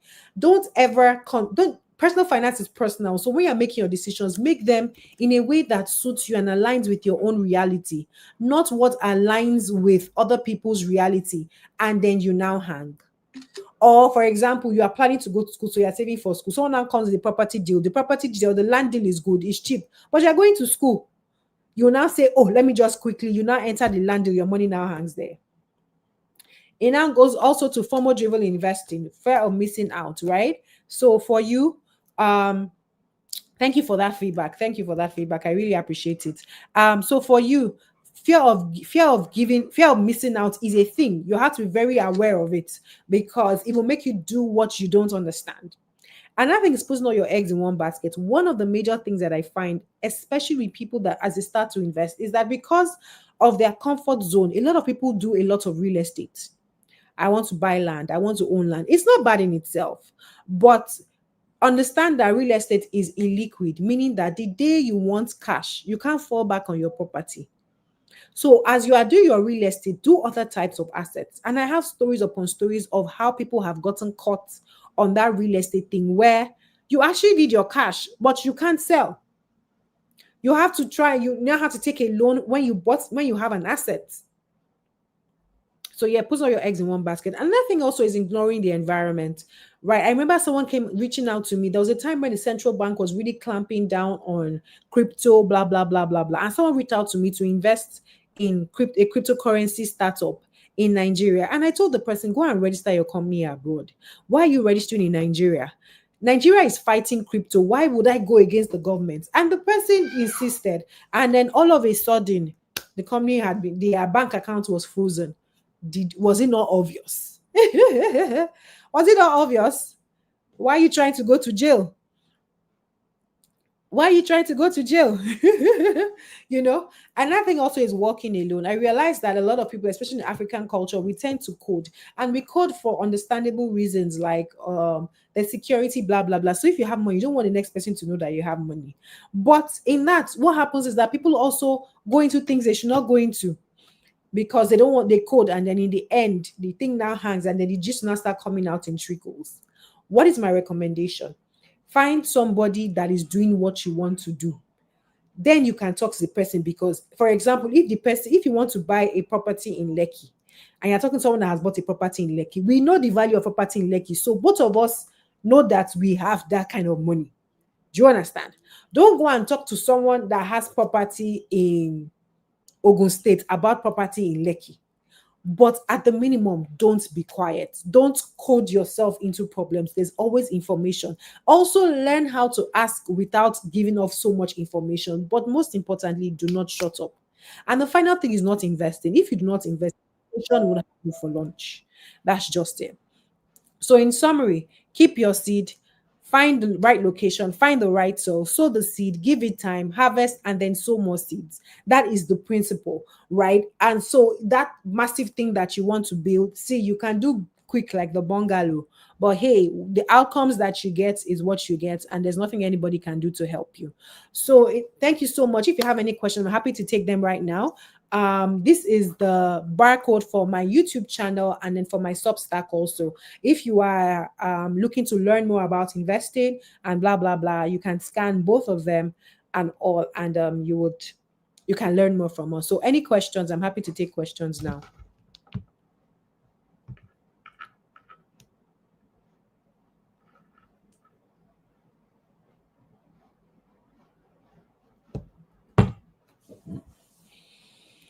Thank you for the feedback.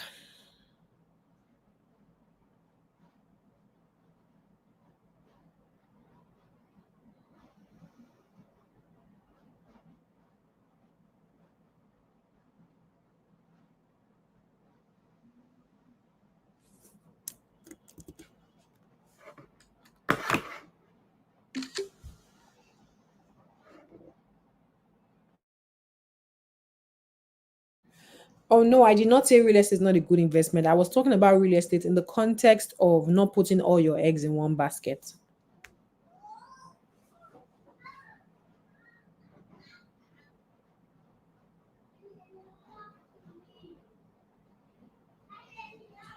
So I listed out investment opportunities, right? If you're looking, you would have seen them. Let me go back. See them. These are opportunities. These are opportunities. Funds, debt, so you can do bonds, fixed deposits, blah blah blah. So Providence, tell about stocks and shares. You have to ask a specific question so I can give you a specific answer, because I've talked about shares under public equity here.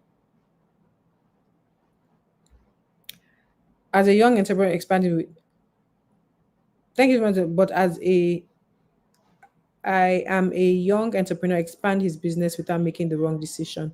Sorry, can you ask a specific question? I'm not sure what the question is. If you can clarify what the question is. What if you share a business idea with someone and they end up starting that business before you because they have more money than you? That's the risk. It's a risk.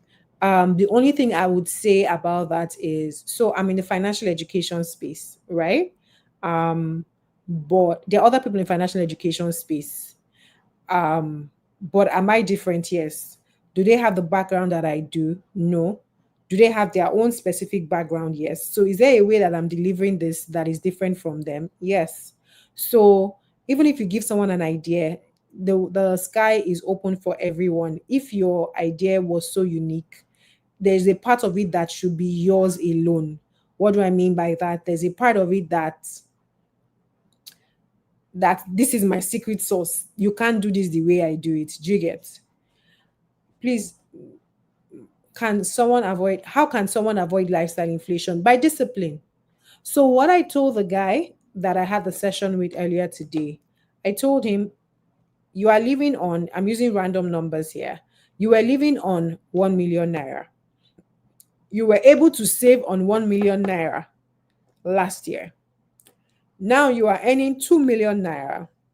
The first thing that you do when you get your salary every month is to move that 1 million out, the 1 million on top, move it out and go back to living on the 1 million you were living on before. Because even with Nigeria, inflation, blah, blah, blah, you were fine and you were saving on 1 million. But the reason why you thought, oh, there's more money, blah, blah, blah, is because you're happy, right? So go back to living on that 1 million. Set up a direct debit to an investment account or to somewhere that you can't easily access and just move it out and just start with that, so that you are not trying to be disciplined. You created a structure, right? around your savings so that lifestyle inflation does not creep up on you. Is it advisable to borrow to fund a startup business as a first timer in business? So I would answer like this: borrowing is risky. The thing about borrowing is that it's different from when someone puts equity into your business. If I borrow you 100 naira to buy this pen, whether or not the pen produces 120 for you to pay me back 100, you owe me 100, such that whether the business goes well or not, you have to go and produce my 100 naira. That is the risk of a startup. So I have to produce my 100 naira in the time that was agreed, because the business may be doing well, but the business may not have gotten to the point where you can pull out 100 naira. So be very guided when you want to use debt for startup. The natural thing is for you to use equity, get your family members to support you, grants, charity, blah, blah, blah, right? So that you are not under duress at the start, because if you become illiquid, the business shuts down, whether or not it is viable. What can we do in a city? Oh, I missed that last question. I'm a hairstylist and I own a beauty brand where I sell beauty and fashion items. How do I make my business marketable for investors? So the way you make your business marketable for investors, because what we do in the club is that we actually review investment opportunities and then we invest in businesses or we invest in companies. You make your business viable by, number one, showing your proof of concept, showing your strategy, showing your structure. If you are still collecting money in your personal accounts, if you're not doing your government filings, you are not showing seriousness, right? So that kind of structure is important. And that thing also, and then on the back of that structure where everything goes into a particular bank account, the fact is this: you can now have books. Even if you're not creating books, the day you give an accountant your bank statement, he can create books for you. That shows that you are serious. Then also in terms of your growth strategy, what are your plans for growth and in what market? How well have you done with what you have had before? Those are the things that investors want to see. What can we do in a situation where our returns or profit exceeds our daily expenditure? How do we save to reinvest our returns into? Where our returns or profit exceed our daily expenditure. And that's a good place. If your returns or profit exceed your expenses, then the balance, invest it. Isn't that it? Except if I don't understand the question. Is it wrong to neglect your God-given talent while focusing on developing other skills or career just because they seem more profitable? What can be said about that? I think it's relative. What is your God-given talent? What really is your God-given talent? If your God-given talent is singing and you are singing in church, are you not using it? If you are singing in church, but you work in a 9 to 5, is that not viable? So don't bring yourself under judgment, right? The Bible says that he that does not work should not eat. So if you are doing something honorable when it comes to work, then you are giving yourself license to eat. Now, when it comes to your talents, there are different talents that you will use at different times under different expressions. If your talent is singing, right, but then you are not inclined towards creating an album and blah blah blah, but you're using it in church, that's talent. Now go and get a job. What investment can somebody go into with 20K? You can buy stocks. You can go into the funds I talked about. You can also do Nigerian savings bonds with that. You can also buy US stocks with that 20K. What else can you do? You can do any of those things, real estate, venture capital, blah, blah, blah. All of them have funds that with 5,000 naira you can start, right? There are even some of these land what's it called, land group purchase where you contribute over time, right? That's also another option. Is insurance a safe investment? It depends on what you're calling insurance, because there is car insurance, there is health insurance. So which insurance? Or are you saying insurance products? If an insurance company comes to you with an insurance product, then it is an investment. But whether it is safe depends on the company that is bringing in the investment.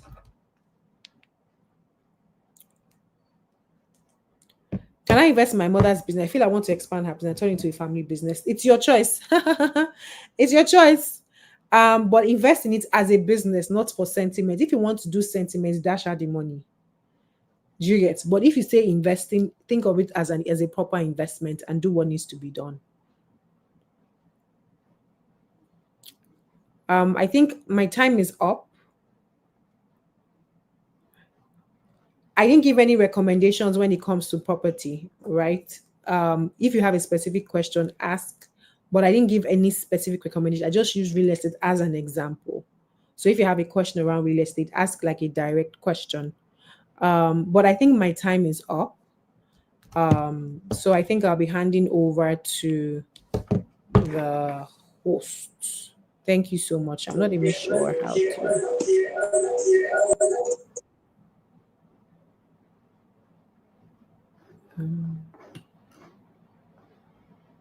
This moment. Woo! Like honestly, I feel like I'm lack of words right now because all the things you said, I've jotted down. Investment, here I come. So guys, ensure you're part of it. Let me check a bit. If you know your numbers are not in the chat box, you're missing out. So ensure you get your numbers in the chat box so we can actually have a free and fair selection. So wherever you are, you're joining, you're streaming, ensure you don't miss out. This is a life-changing experience. Today we've not even done today, and I feel like wow, so much has left us, but there's still more coming. Moving on to our last speaker, we have Michael Onome Ejo. Michael will be speaking on the topic owning your stage early, confidence, creativity, and character for young and strong. I'll take that again. Michael was talking about owning your stage early, confidence and creativity and character for young and strong. So if you're a creative person, you want to go into music, fashion, filmmaking, and whatnot, Michael is representing to give us that info. So still your eyes on the screen as we see Michael's bio. Thank you. He is a talented Nollywood actor, host, and creative voice reshaping screens with authenticity and heart. Known for powerful roles in Tencel, Unbroken, and To Kill a Monkey, Michael brings emotion, truth, and excellence to every scene. Beyond the spotlight, he's a mental health advocate, inspiring hope through his own story of resilience and faith. Please let's make welcome Michael Ejo.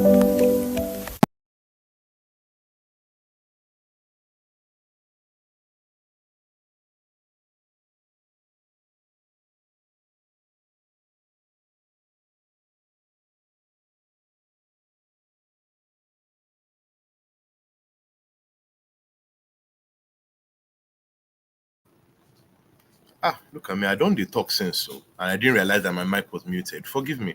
So I'll start again. I'm very excited to be speaking at the this conference, Too Young, Too Strong, because I started late. I don't like this thing when you say you start late or you marry late, or I don't know who is the person that's defining the time. Are you God? But I would like to believe I didn't start early. I started late. So I love talking to people who get the opportunity to start young because you have so far to go. So I'll go ahead and I'll start. So I have slides. How do I don't know if you can see my slides. Okay, yes. All right. So I will be speaking about owning your stage early, and I'm speaking on 3 C's: confidence, creativity, and character for the young and strong. You've seen my bio. My bio makes me sound like a very, very serious somebody who's having sense. But if you follow me on social media, you know that I love having fun. I could be very goofy and all of that. I would like to say that I was here for the previous session and also William Benson's session. If you watch To Kill a Monkey, you would know that, and you watch Unbroken, you would know that William Benson is my older brother. We were on those 2 shows together, To Kill a Monkey, Unbroken, an amazing man, very, very, very wise. Sometimes he just calls me randomly and we have such great conversation, such God-focused conversation as well. So it's also good to make sure that you're surrounded by people who are very focused, business-wise, career-wise, and you're both on the same page mentally, and religiously as well. And I loved Ola's session. There was so much that I got about investing. I studied business, and she spoke about different things, including one of the key things, which is the diversification of portfolio. Having your hand in different areas. Have your hand in real estate, have your hand in retail, have your hand in fashion. Because you don't know what areas have a boom and what areas have a bust at a certain time. But anyways, let me focus on my own topic. I don't enter another person's topic. So, confidence. First and most important question about confidence. Yeah? Should I be confident in what I should be confident in? One of my most favorite sayings is by William Shakespeare. And he says, "To thine own self be true." So what do I mean by should I be confident in what I should be confident in? The thing that you say you want to do. Be it singing. So I'll be talking a lot more to creatives, but like I said, I studied business, and I have my hand in businesses that are not in the creative industry. I've created CAPEX, OPEX models, that's capital expenditure, operating expenditure models for businesses who wanted to start out, SMEs, small to medium-sized businesses. So I know a thing or two about business. I don't say you see me, the act film, but I know things about business as well. I know about real estate and things like that. So the tips that I will be giving today might seem as if I'm appealing more to creatives, but I'm also talking to anybody in whatever industry you're in. Because even if you're a real estate mogul, you have to be confident in what you are selling. Imagine you coming to meet me and you're telling me that, I should invest in the development of these properties, and you're asking me for 50 million and you don't sound confident. I go give you my money. 50 million. You are a joker if you are not confident. You should become a comedian, not a real estate person. So you should be confident in whatever you are offering.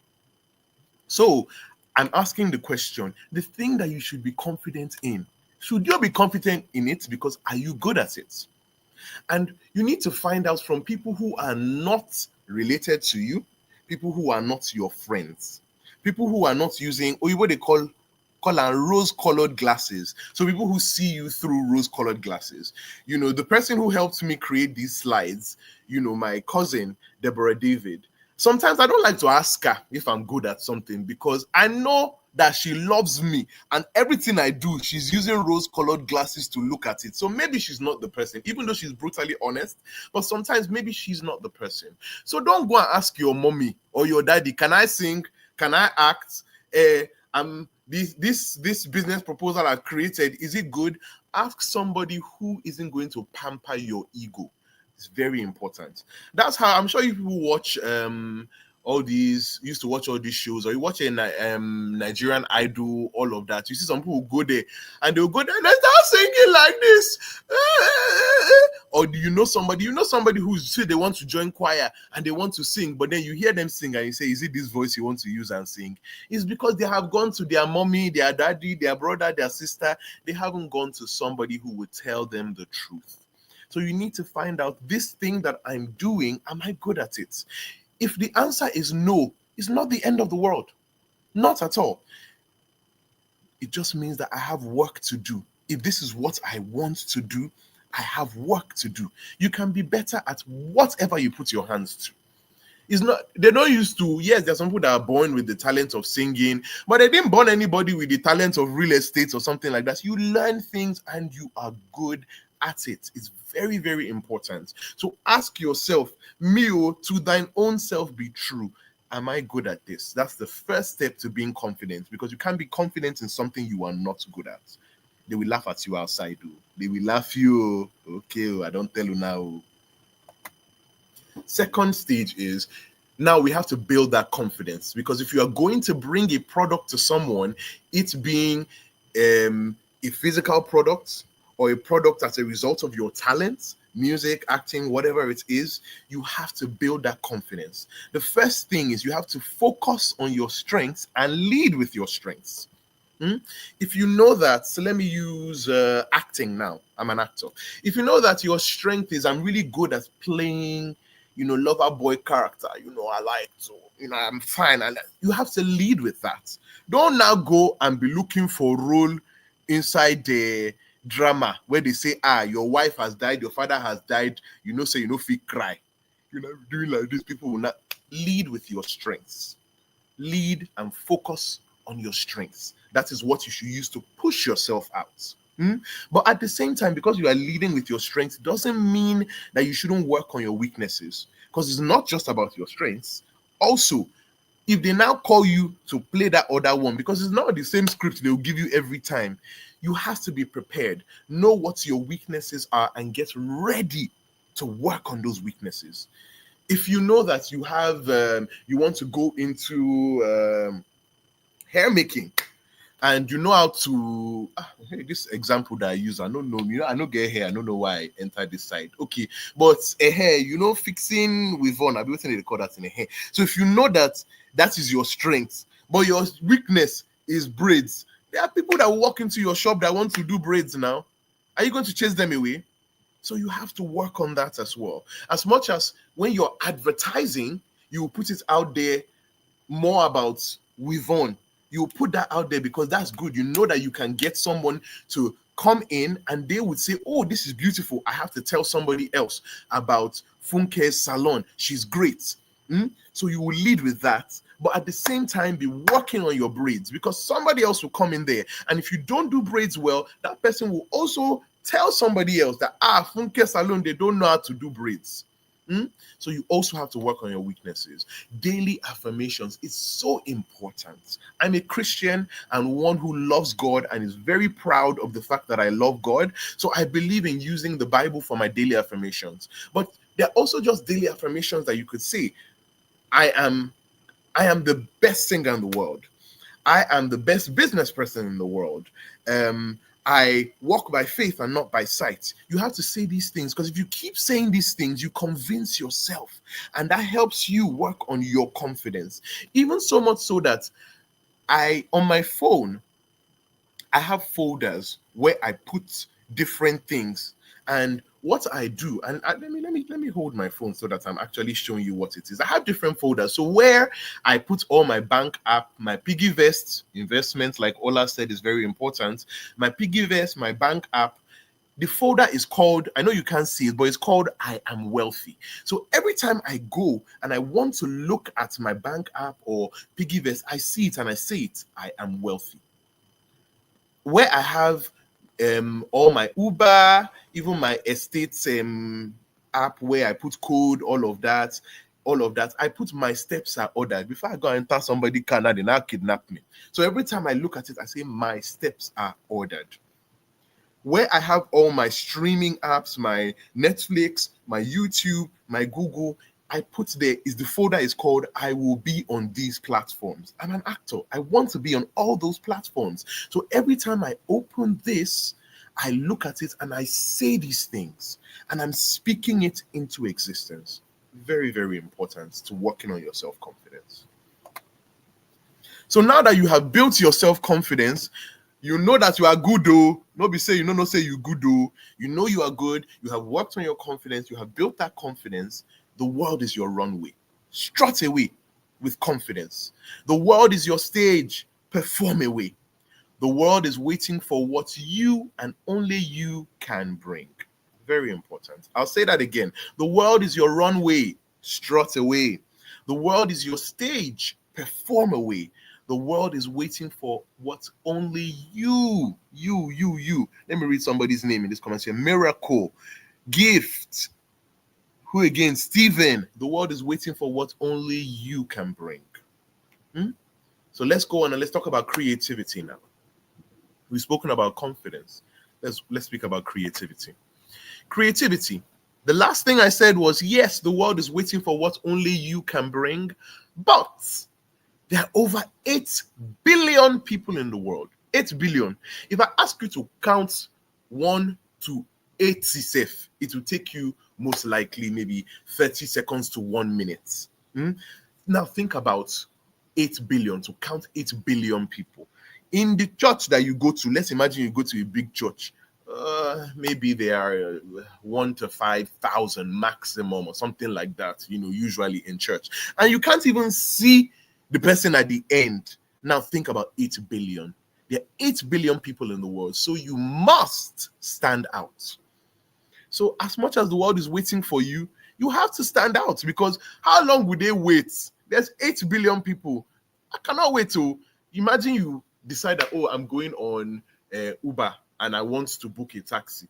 And there's somebody who is 30 minutes away. There's somebody who is 5 minutes away. The person who is 30 minutes away has 5 ratings. So is a good driver. The person who is 3 minutes away, they have 3 stars. Are you going to wait for 30 minutes because of 5 stars? Or would you take on the person who is going to be 3 minutes away because you're in a hurry? Everybody's moving very, very quick. You have to stand out because people don't have the patience to wait for you. I'll use some companies as an example. Amazon. We know Amazon. Amazon is considered the largest online retailer in the world.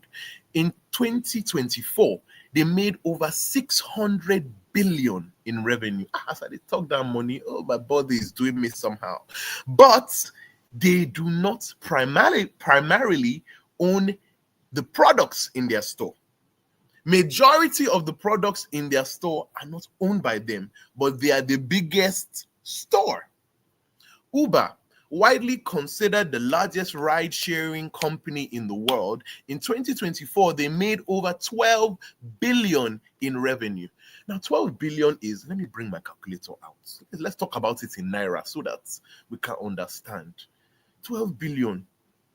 Let's just use 1,000. Let me use 1,000. 12 billion, that means we're talking about over 100 zillion, I think. Yeah. Over 100 zillion or over 12 zillion. I don't know. My math is failing me right now. But yes, something like that. 12 zillion. Have you heard of 12 zillion Naira? Like, that is how much money they made in revenue. But they do not primarily own cars of their own. So what I'm saying to you, that it is not necessarily about what you have, but what you can do with the idea that you have. I said these people have the biggest store. They don't own anything. They just said to themselves, okay, let us create a place where people can bring the different products that they have and sell it through us. But then we mitigate the risk of having a product that nobody is going to buy. So when you go to a supermarket and then you see that they have put some things on discounts because the expiry date is coming. So there's the risk that people will not buy the products. There's some products that are expired, and if they are good people, they will carry the product and throw it away. But some bad supermarkets, they will leave it there and you will buy it and get home and realize that the product is expired. My God, do usually judge that kind of behavior. Stop it. If you own supermarkets and you do that. So they said to themselves, we want to have a big supermarket without having anything in the supermarket. And they are the largest in the world. Uber said, we want to create a taxi company, but we're not going to buy any car. Let people use the cars that they have through us, and we make money.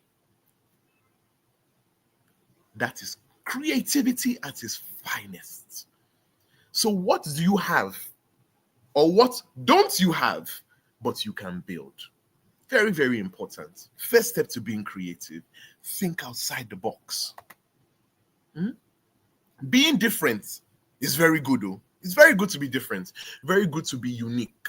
Let me use music now. Let me use Asha. Asha is very different. She's unique.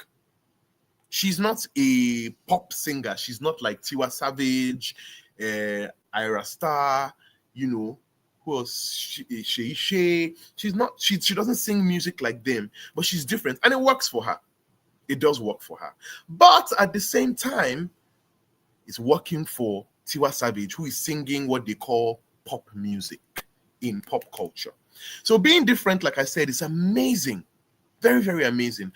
But how different can you really be? Remember how many people I said were in the world? How different can you be in a world full of 8 billion people? Asha is not the only person that's singing the sort of music that she's singing. There's probably up to 500 million, if not more, of people singing things like her. But it is not as common as the other type of singers that they are. So FMCGs means fast-moving consumer goods. FMCG companies, they tend to do well because they appeal to people in terms of what they use often. So we have everyday essentials like food, beverage, toiletries, cleaning supplies. So I'll mention brands, even though I shouldn't be mentioning brands because this brand, they are not paying me to mention them. So companies like Omo, Gala, Biggie, Coca-Cola, Nivea, they sell things that people use. They're called fast-moving consumer goods. That's what it's called. So why don't you appeal to the common? Because it's easier, because people like those things that move easy, but be uncommon as you are doing it. What can I do that other people are already doing, but somebody will choose me to do it because my own is kind of different from their own? Think about it that way. Very important. So sometimes you may say to yourself, oh, I'm a singer, but I like singing pop music, Afrobeats. I can't really be different. Everybody likes to sing Afrobeats or likes to sing things like that. But how can I be different even when I'm doing something that's common? I want to cook food. I love cooking food. There are a lot of people cooking food now. With that, Hidabasi, they cook food. Who again? Chef T is cooking food. Everybody's cooking food. Your mommy, somebody's mommy here is cooking food. How can I be different? But I want to cook. I want to act. There's so many good actors out there. You just saw William Benson. William Benson is a fantastic actor. I spoke about confidence. Michael Edgeor is a fantastic actor. How can I be different? Because there's so many good actors out there. These are things to think about. I'll give examples. It doesn't always have to be a very big thing. Like somebody wants to create a mop that's also telephone, or a TV that is a personal trainer that can come and do you so that you can have flat stomach and abs for what do you call that in summer body, or is it dirty December? No, it could be the littlest thing that sets you apart, and it inevitably puts you head and shoulders above your competitors. So I'll use a food example before I use my own personal examples. There's a woman in Ikoyi that many years ago, I'm talking about maybe the 80s or the early 90s.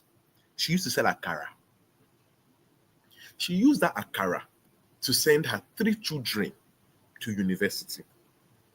Do you know what she was doing? She would take that, that big crayfish, she would take it and put it in the middle of the akara, like that. And that just made it so different, unique. She was in Ikoyi. The queue, the queue is like the queue for that ShopRite bread. I know there's somebody here who used to fight for ShopRite bread. I don't see now. When I go ShopRite, I see now they fight for ShopRite bread. The queue was like the queue, worse than the queue. People would come from their different offices to buy akara. She started selling bread. They'll pair it with bread. Started selling ugi. They'll pair it with that. But that little crayfish that she put, that small crayfish, made it very different and made her stand out. Then the children that she sent to university came out who studied business, created a restaurant for her. She now expanded and she became big. And I don't know, I'm guessing maybe she was able to buy a house or do something unique just because of akara and putting crayfish on top akara. Akara is very common. Akara is very, very, very, very, very common. But see how she became different? Using the common, but being uncommon. Think about it as you approach. So me now, let me use myself as an example. So if you've watched To Kill a Monkey here, let me see you in the comment section so that I know I'm not just talking about something that people have not watched. To Kill a Monkey. you know. And I would like you to go to my page. My Instagram handle is Michael MICHAELOEJOOR on Instagram, because I speak extensively about my audition process, you know. And I would like you to watch that video. I feel like it's very inspiring. But I'll tell you about that audition process. When I saw it, I was already an actor who people knew. You know, I would go out and people would say to me, "Oh, I like your movies, you know, oh, this and that." I had a certain number of followers on Instagram. People kind of knew who I was, you know. And I said to myself, I don't want to go for an open audition. I would rather go for a closed audition. I tried to get a closed audition. I couldn't get one. So I called someone who I knew, and she encouraged me, go for the open audition. And I said, you know what, I'll go. I showed up very, very early, got there at 3 a.m. for a 9 a.m. audition. 3 a.m., 3 a.m. So also be very diligent and ready to work if you want something. And I remember getting to the audition and people, you know, I came back, so I wrote my name down, went to go and bath. I had not bathed, forgive me. I brushed my teeth, yeah. So I quickly went home, and then I started working hard on my the performance that I was supposed to give. I didn't go back to sleep. I worked from about, because I stayed for about an hour and a half. So I got back home and was at home for about, you know, an hour and a half, showered, worked hard over and over again. Who be that person will call me traitor guy? We go fight to Don Henry, no try, I'm there. So I worked very hard and I went back to the audition. When I got back to the audition about 6:37, no, the sun had come out, so it was probably about 7. Yeah, about 7 o'clock, something like that. I got back to the audition venue, you know, to wait it out till they were ready for the process. And when I got there, some people started coming up to me saying, my guy Michael Ejo is here. He's probably a judge, so that means I will get my role. I looked at them, I said, no, I did here to audition for the same thing of you did here to audition for. That's why I'm here. Some people would come up to me and take pictures even and everything. And I would be honest with you, I was a bit like, hey God, should I be here? Am I bigger than this? And I said to myself, no, don't think about that. You're here for a reason. I think in total, in the 2 days, they saw about 1,000 people. But let me tell you what I did different. The first thing I did was I wore a t-shirt. It was plain. There were some people deck up. Some people deck up that day. I see somebody who almost wear Agbada safe. I'm joking. I don't think anybody wore Agbada, but really people decked up. But I wore a very simple t-shirt. And on the t-shirts, it read, most likely to be famous. I wore that shirt because I wanted her to look at that shirt and remember those words. She would most likely see people who look very good and things like that, but she would most likely see it and remember. That was the first thing I did. The second thing was I was very prepared. I went to her page and I noticed that she likes a lot of 90s, 2000s music. So do you know what I did? I created a monologue based on a song that I knew she would listen to and like. So the song was, you know the song by Rihanna? Hey, God, what's the song? How about a round of applause, standing ovation? That song. You look so dumb right now. I didn't sing it. I acted it. And I infused pidgin English into it. So I walked into the room. I was very confident. I smiled. You know, we'll talk about character soon. I smiled, made sure I was nice and somebody that they would feel good working with. And then I walked into that room confident and I performed that monologue with my whole heart and with everything that I had inside of me. And I think it was a good performance. Well, I got the role, so it must have been a good performance. Clap for me now. So I performed and I could see her. She was thinking, where is this thing from? Then it hit her that the monologue I was performing was a song. She likes music. It was a song she knew. She remembered me. Then her exact words were, I like your shirts. After that performance, I believe what is written on your shirts. most likely to be famous. Do you see how I was remembered? Because I chose to be creative. And I wasn't just only creative with the talents I had that I was showcasing. So not just being creative with the product, you have to be creative with what surrounds your product. The shirt I wore, what was surrounding my performance. I could have acted very well with another monologue, but how did I case that monologue? What you put it in. So now you have to think, if I want to sell wristwatches, it's not necessarily about the wristwatch.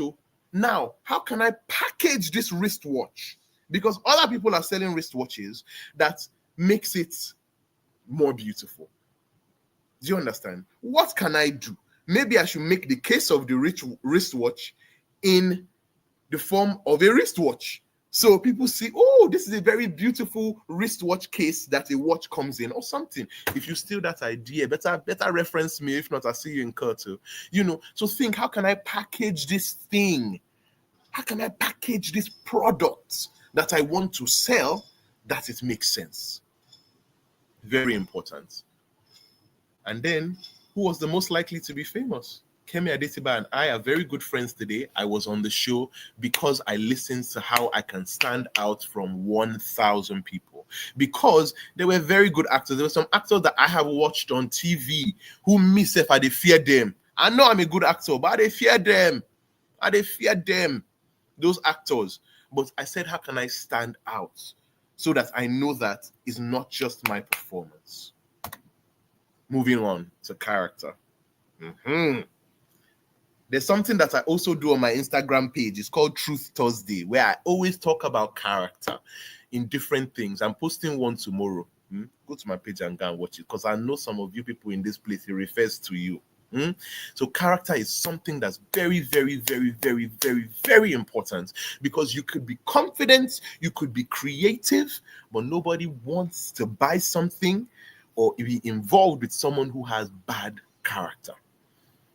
Do you see how you will go to a supermarket, even if the supermarket is close to your house, and then the person that's at the till has bad character, and then maybe you people might even get into a verbal altercation, and you say, I'm not coming here again.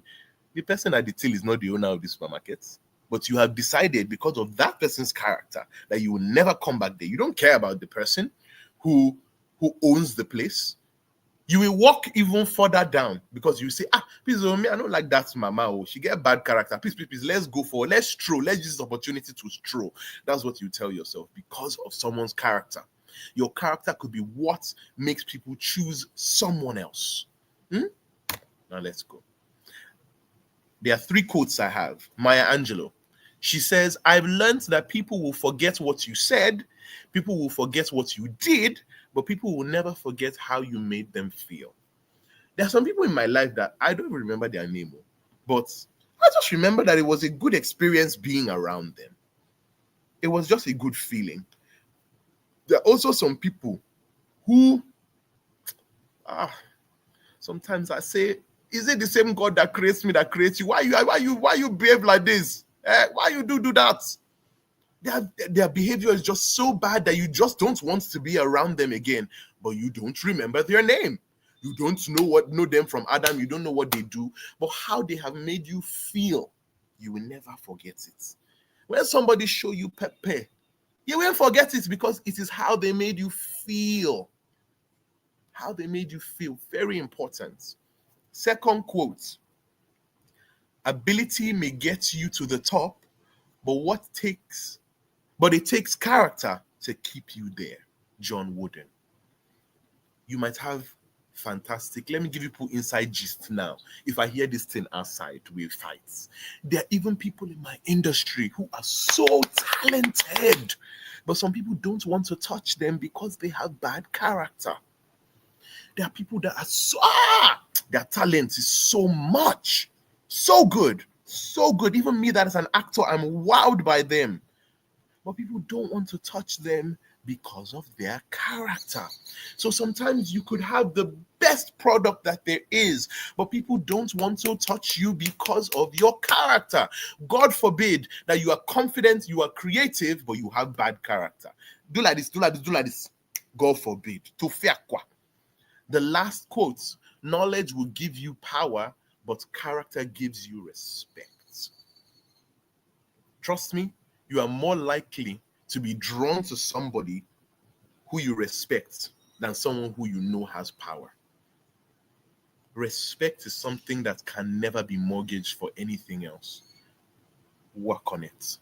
Work on your character. Look at yourself. Don't, when I'm talking about bad character now, you start thinking about somebody else. No. Don't think far.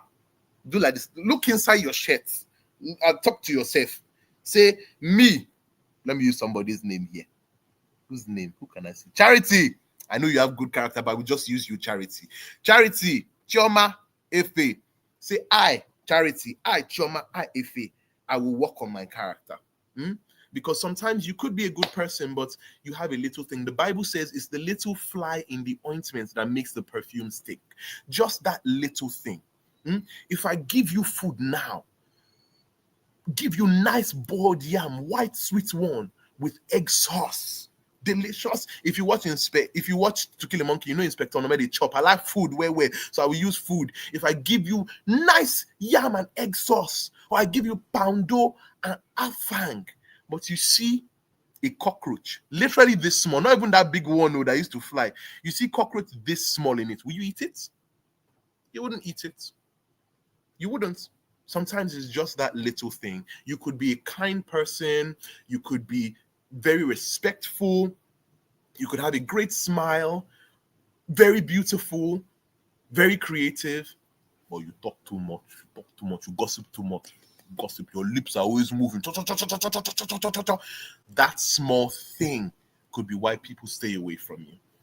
So don't start thinking about Ngozi or Femi that have bad character. Think about yourself. That little thing inside me. We are Charity, no vex now. Because I use your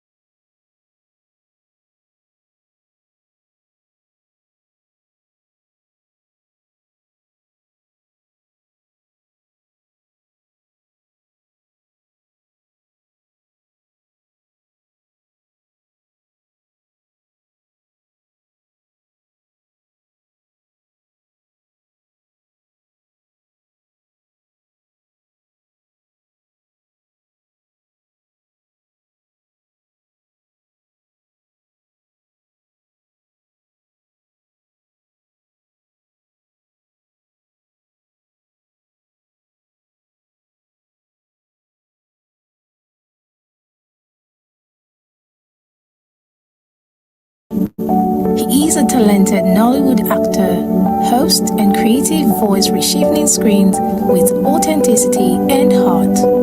Known for powerful roles in Tencel, Unbroken, and To Kill a Monkey, Michael brings emotion, truth, and excellence to every scene. Beyond the spotlight, he's a mental health advocate, inspiring hope through his own story of resilience and faith. Please let's make welcome Michael Ejo.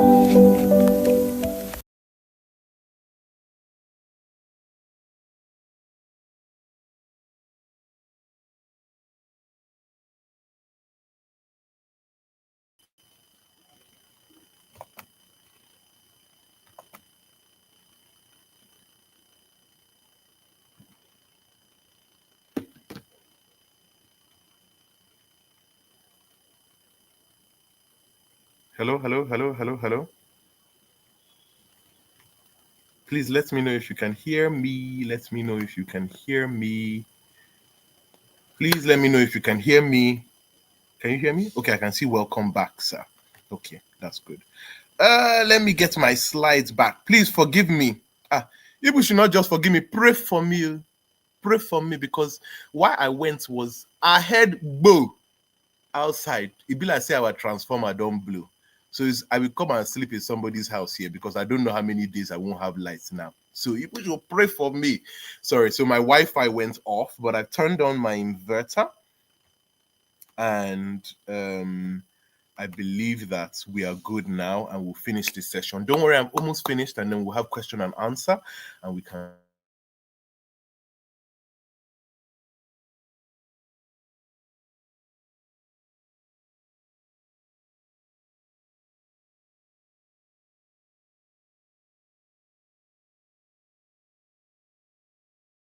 Yes, we're almost at the end. I think I have just 2 more slides left. All right.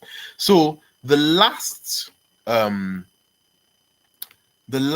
quote on here is, knowledge will give you power, but character respect. Bruce Lee.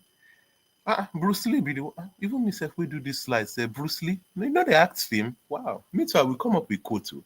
Yes. So yes, we're talking about respect. Yes, and I was saying that you are most likely going to be attracted to somebody that you respect than someone that you think is powerful. So we need to aim on working on ourselves so that we can be someone that is respected in society. Respect is not earned. Respect is not just because somebody is old, though. That's why there's that saying. It's a bad saying, Shaba go say a fool at 40 is a fool. That's because there are people that are older than 40 that have not really been acting like somebody that can be respected.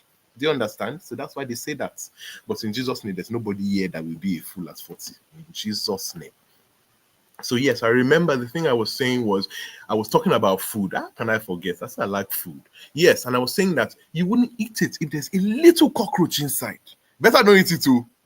Because I don't trust some of them. But you wouldn't want to eat it. Do you understand? So that little thing could be the reason why people don't want to work with you. So please let us choose to work on our character. You worked on your confidence. You worked on your creativity. Do not let your character ruin it all. I will read it again. You worked on your confidence. You worked on your creativity. Do not let character ruin it all. Very important. You couldn't have done all that work for you to be the one to get in your own way. There are already too many things in life. There are so many hurdles, so many stones. And when we think about stones, when something is in your way, when you think of a stone, when I say there's a stone in your way, most likely you are thinking, who be that person say I go come out to the road? Mr. Governor, why you do behave like that? Don't do that now. Don't do it. When you think of a stone that's in your way, you think about, this stone can make me fall. But sometimes that stone, instead of it being a stumbling block, it can be a stepping stone, something that you can stand on for you to go higher.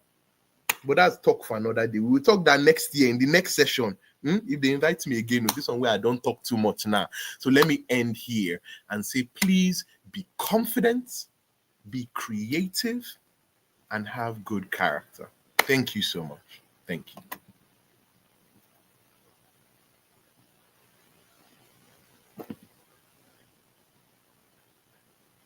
I'm done. I don't know where the moderator have go. Or make I still talk. If you leave me, I will talk from now to tomorrow. If someone says she use charity, she has bad. Not my charity. My charity character. Charity na my girl. Thank you so much, Michael Angel. Thank you. I feel like you just continue to only God knows where. But thank you so much. That was powerful. That was impactful. That was insightful. That was profound. I feel like there's so much to take home today. Thank you so much. Thank you for being part of Too Young Too Strong Business Conference 2025. And trust me, next year you're definitely gonna be here with us. Thank you. All right, guys. Thank you so much. Thank you so much. I'm seeing something about questions. Does anybody have any questions? Yes, the questions. Yes, you can go on with that. Just a few minutes. Okay. Someone, I don't know, where will I go and read this question? In the comment section, or will the question appear, or the Holy Spirit will just minister? And this is truly impactful. Thank you, sir. Thank you so much. Oh, God bless you. God bless you. Thank you so much to Favor for inviting me. I've had such a great time. Someone says, how do you handle criticism and negative feedback? Is that the first question I can see? Okay, yes. How do you handle criticism and negative feedback? Firstly, it's not every criticism you should listen to. Now, I don't want to sound proud, but I tend to listen to criticism from people that I respect. Remember, I spoke about respect. So somebody who is knowledgeable, because everybody get mouth too, and especially since we have social media. I think this is my piece of advice. Who asked you? Who asked you, sir? ma. Nobody asked you. Why are you advising? Who gave you that? So, firstly, make sure the criticism is from someone that is respected, someone that knows something. If not, if you listen to everybody, you will go this way one day, you will go this way another day. The Bible says you are going to and fro. The Bible said that the devil was going to and fro looking for who to devour. Are you the devil? Why you listen? You'll be going to and fro. So make sure first, that's most important. Secondly, you have to realize that you are not the best that you ever be. The Bible says we're created in his image and his likeness. Are you totally like God now? Do you know how perfect he is? That means that you're not there yet. Think of the best singer in the world, Whitney Houston. That's who I think is the best singer in the world. She had things that she needed to work on. Even as a singer myself, I can tell you the things she needs to work on. So don't be too proud to say that there's not something that you can work on. Yesterday, I made a call to someone who was a subordinate to me on a set. And I said, please tell me how I did, because I respect him. He's a fantastic cinematographer. And he gave me criticism that I wrote down. And I'm going to implore it. Don't be past the place where you can't handle something. You will not always get it right. There are some films that even me, myself, I act and I say, hey, what's what they do for that place? Was I tired? Was I sleepy? What was happening? So you have to, don't see yourself as someone that is too perfect or too good, as much as you're confident in what you have. But that confidence should not block your eye, that you cannot see that you need to be better than you are. The world is evolving. The Bible says since the days of John the Baptist, the kingdom of God was forcefully advancing. The world is moving. The earth is rotating. You too, be better, be moving, be rotating.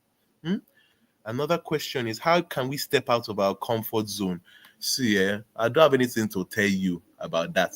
The only thing I will say to you is, there comes a time where your bank account is all the motivation you need to step out of your comfort zone.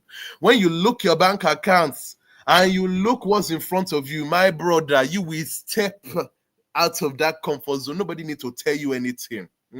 That is, your bank account is the greatest inspiration to step out of your comfort zone. But really and truly, we have to realize that you have been playing in your area of comfort all this time, and you are not where you want to be. So maybe it's time to just dip your toe. Don't jump full jump now. You enter where you can't swim. Just carry your legs small. Just do like this, Jim, and say, let me test the waters and see. Very important. Thank you, sir. I really enjoy your session. Thank you. How can I maintain confidence environments when people don't believe in me? Oh, that's a very good question. The Bible says David encouraged himself. Encourage yourself. There are going to be naysayers around you, who people generally like to be better than other people. They do. There was one question that I saw somewhere, and then I saw the answer to the question. They said, would you rather have $10,000 for yourself or everybody around? No, would you rather have $5,000 for yourself or everybody around you plus you have $10,000 each? The people that said they would rather have $5,000 for themselves were more than the people that said let everybody, including me, have 10,000. People generally want to be better than other people. So people generally will want to put you down. They will. But which is where your daily affirmations come into play. See, I grew up always thinking that I wasn't a good-looking person. Now there's nothing you can tell me I find die. What are you talking? So even if you like call me ugly, every day I tell myself that because I grew up thinking I wasn't a good-looking man. But now look at this bald, fine man. Now look at my gray beard. Because I tell myself, I'm confident, and I tell myself that I'm a handsome man. So there's nothing you can tell me. If you tell me, say I get small chubby chicken at a chop, I believe you. I believe that one. I can manage that one.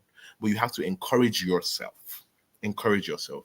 Also, remove yourself from that environment if you can. Don't be unduly yoked. Remove yourself. You can a man take fire to his lap and not get burnt? Don't leave yourself in that environment, please. How can you distinguish between character and pride? Please let me know if you need me to wrap up. Please let me know. How can you distinguish between character and pride? I don't think I understand that question, actually. Character and pride are two totally different things. So please, great Emmy, please try and ask the question in a different way. I mean, I know to understand. What are some ways to build your character? Well, the first way to build your character is to realize that your character needs to be built. That's a good place to be, to say, I have something to work on. So I'm a Christian, like I said, and I believe in praying. When you pray, that if you know that you're not a patient person and you pray for patience, God is not going to just open the window of heaven and pour patience on top of your head. No, he will give you a situation where you have to practice patience. Somebody will keep you waiting for 2 hours. How will you react to it? So it is, the Bible says, the trying of your faith worketh patience. So something needs to try you. That's how you work on your character. So you think of that area of your character that needs work, and then when you are put in that situation that tests that, choose to overcome it. That's the only way you can work on your character. And then read more. Do some more research. If you know you're not a patient person, if you're a Christian, go to your Bible app, type Bible plans on patience, read it. Go online, Google it. Tips on how to work on my patience. Tips on how to do this. Tips on how to do that. And don't just read it, practice it. How do you know you have bad character? My dear, if you ask, you most likely have bad character. I'm joking. No, but really and truly, if you have to ask, yeah, maybe there's something. But how do you know you have bad character? Do people avoid you? Do people avoid you? Do people tell you and you choose just not to listen? But most likely, do people avoid you? People just generally don't like to be around people who have bad character. But really, as somebody who has bad character, you will know inside you safe. You will know. You will know. Trust me. Not giving people room to insult you, is that bad character, or does it portray being rude? No. Why should I give you room to insult me? You don't have to yell at the person or whatever. State your claim. I don't appreciate being spoken to like that. That's a standard line for me. I say, I don't appreciate this. I don't appreciate that. And sometimes I say it's a smile on my face, but sometimes I say it a bit more sternly. I don't appreciate the way you spoke to me. Please let this be the first and the last time. Let it not happen again. It's good to create your boundaries. It's very important. Please. It's not rude at all. It is how you deliver it that matters. If somebody gets angry that you're creating boundaries, it's because they are benefiting from your lack of boundaries. And then you bring out your scissors and you cut them off. Okay, I think I've taken a few questions. I would do just two more so that I can let someone else speak. How do I handle insecurities, please? Remember that I said it before, that I used to be very insecure about my looks when I was younger.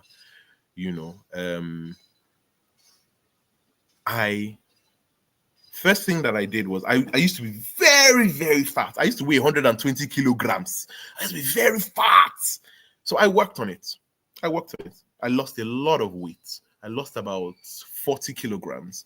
I worked on it, started taking care of myself more, making sure that I always look neat. I had a haircut even before I came for this session. I like to present myself in a certain way. And then I started working on my inside, on how I view myself. I'm not defined by what people think about me. How do I feel on the inside? That's how you work on your insecurities. We have to realize that you need to actually physically work on it. You just can't say, oh, I'll be telling myself that I'm fine, but I didn't work on actually being fine. So do the physical work, then do the mental work. Very important. How do I handle negative feedback and criticism? I already answered that. How do I maintain a positive attitude in a negative work environment? I kind of have answered that. But I'll reiterate, and this is the last. Oh no, I like this question. That'll be my last question. The one after this, no vex. So maintaining a positive attitude is a test. It's also still a test. Just choose to overlook, but also speak up. Don't let someone silence your voice. You can pass across something. Oh, I didn't appreciate. And it's always best to speak to people when they are not angry or heightened. When they're in a better place, oh, I didn't appreciate how you spoke to me yesterday. Let the day pass. Even you too, it gives you time to assimilate it and say, maybe they didn't mean it that way. But it's a lie. Some people know what they are doing. Though. Well, maybe they didn't mean it that way, but it gives you room to think about it. And, you're able to process and you're able to speak up. But then sometimes just let things go. It's not everything you need to talk about, everything you need to address. Just let it slide. It's not that serious. Last question. How do I differentiate between overconfidence and real confidence? Even I am not sure I have the right answer. But if I have to think about it, I would say overconfidence is most likely when somebody cannot tell you anything about yourself. That is where you have now begun to block out the criticism, where it's like, no, this my product is the best in the entire world. Nobody can tell me anything about it. Then you stop listening.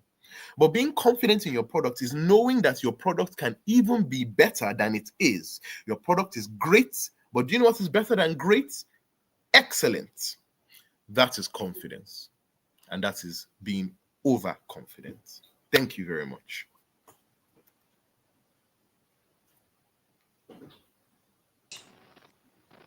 Thank you so much, Mr. Michael Edjo. Thank you so much. Thank you for being part of this live conference. Your words are really impactful, and I'm so much wisdom has left you. Just like I don't want to say something a bit sarcastic, but I feel like the head that I'm seeing right now, there's so much oil. Oh, the oil has hallelujah! the oil has dripped so much. Like I feel like you need to go and refill your hair right now just to get more. Thank you, sir. Thank you for being part of us. We are glad and we are honored to have you. Thank you so much. If you love Michael Edjo, can you drop in the comment that you love Michael Edjo? Can I see the comments that we love you, sir? I want to see you next year. Can I see that? Next year I will be in the live one. I'm a worry boy, so I will come to one. Okay, next year, definitely. Next year, you'll be on the live show, not just virtual anymore. So next year, we'll see you, and it's going to be a blast. Like, I'm looking forward to having you next year. Thank you so much. Thank you so much. Thank you. Thank you. This is where we wrap it up for today. I'm sure you guys have had fun.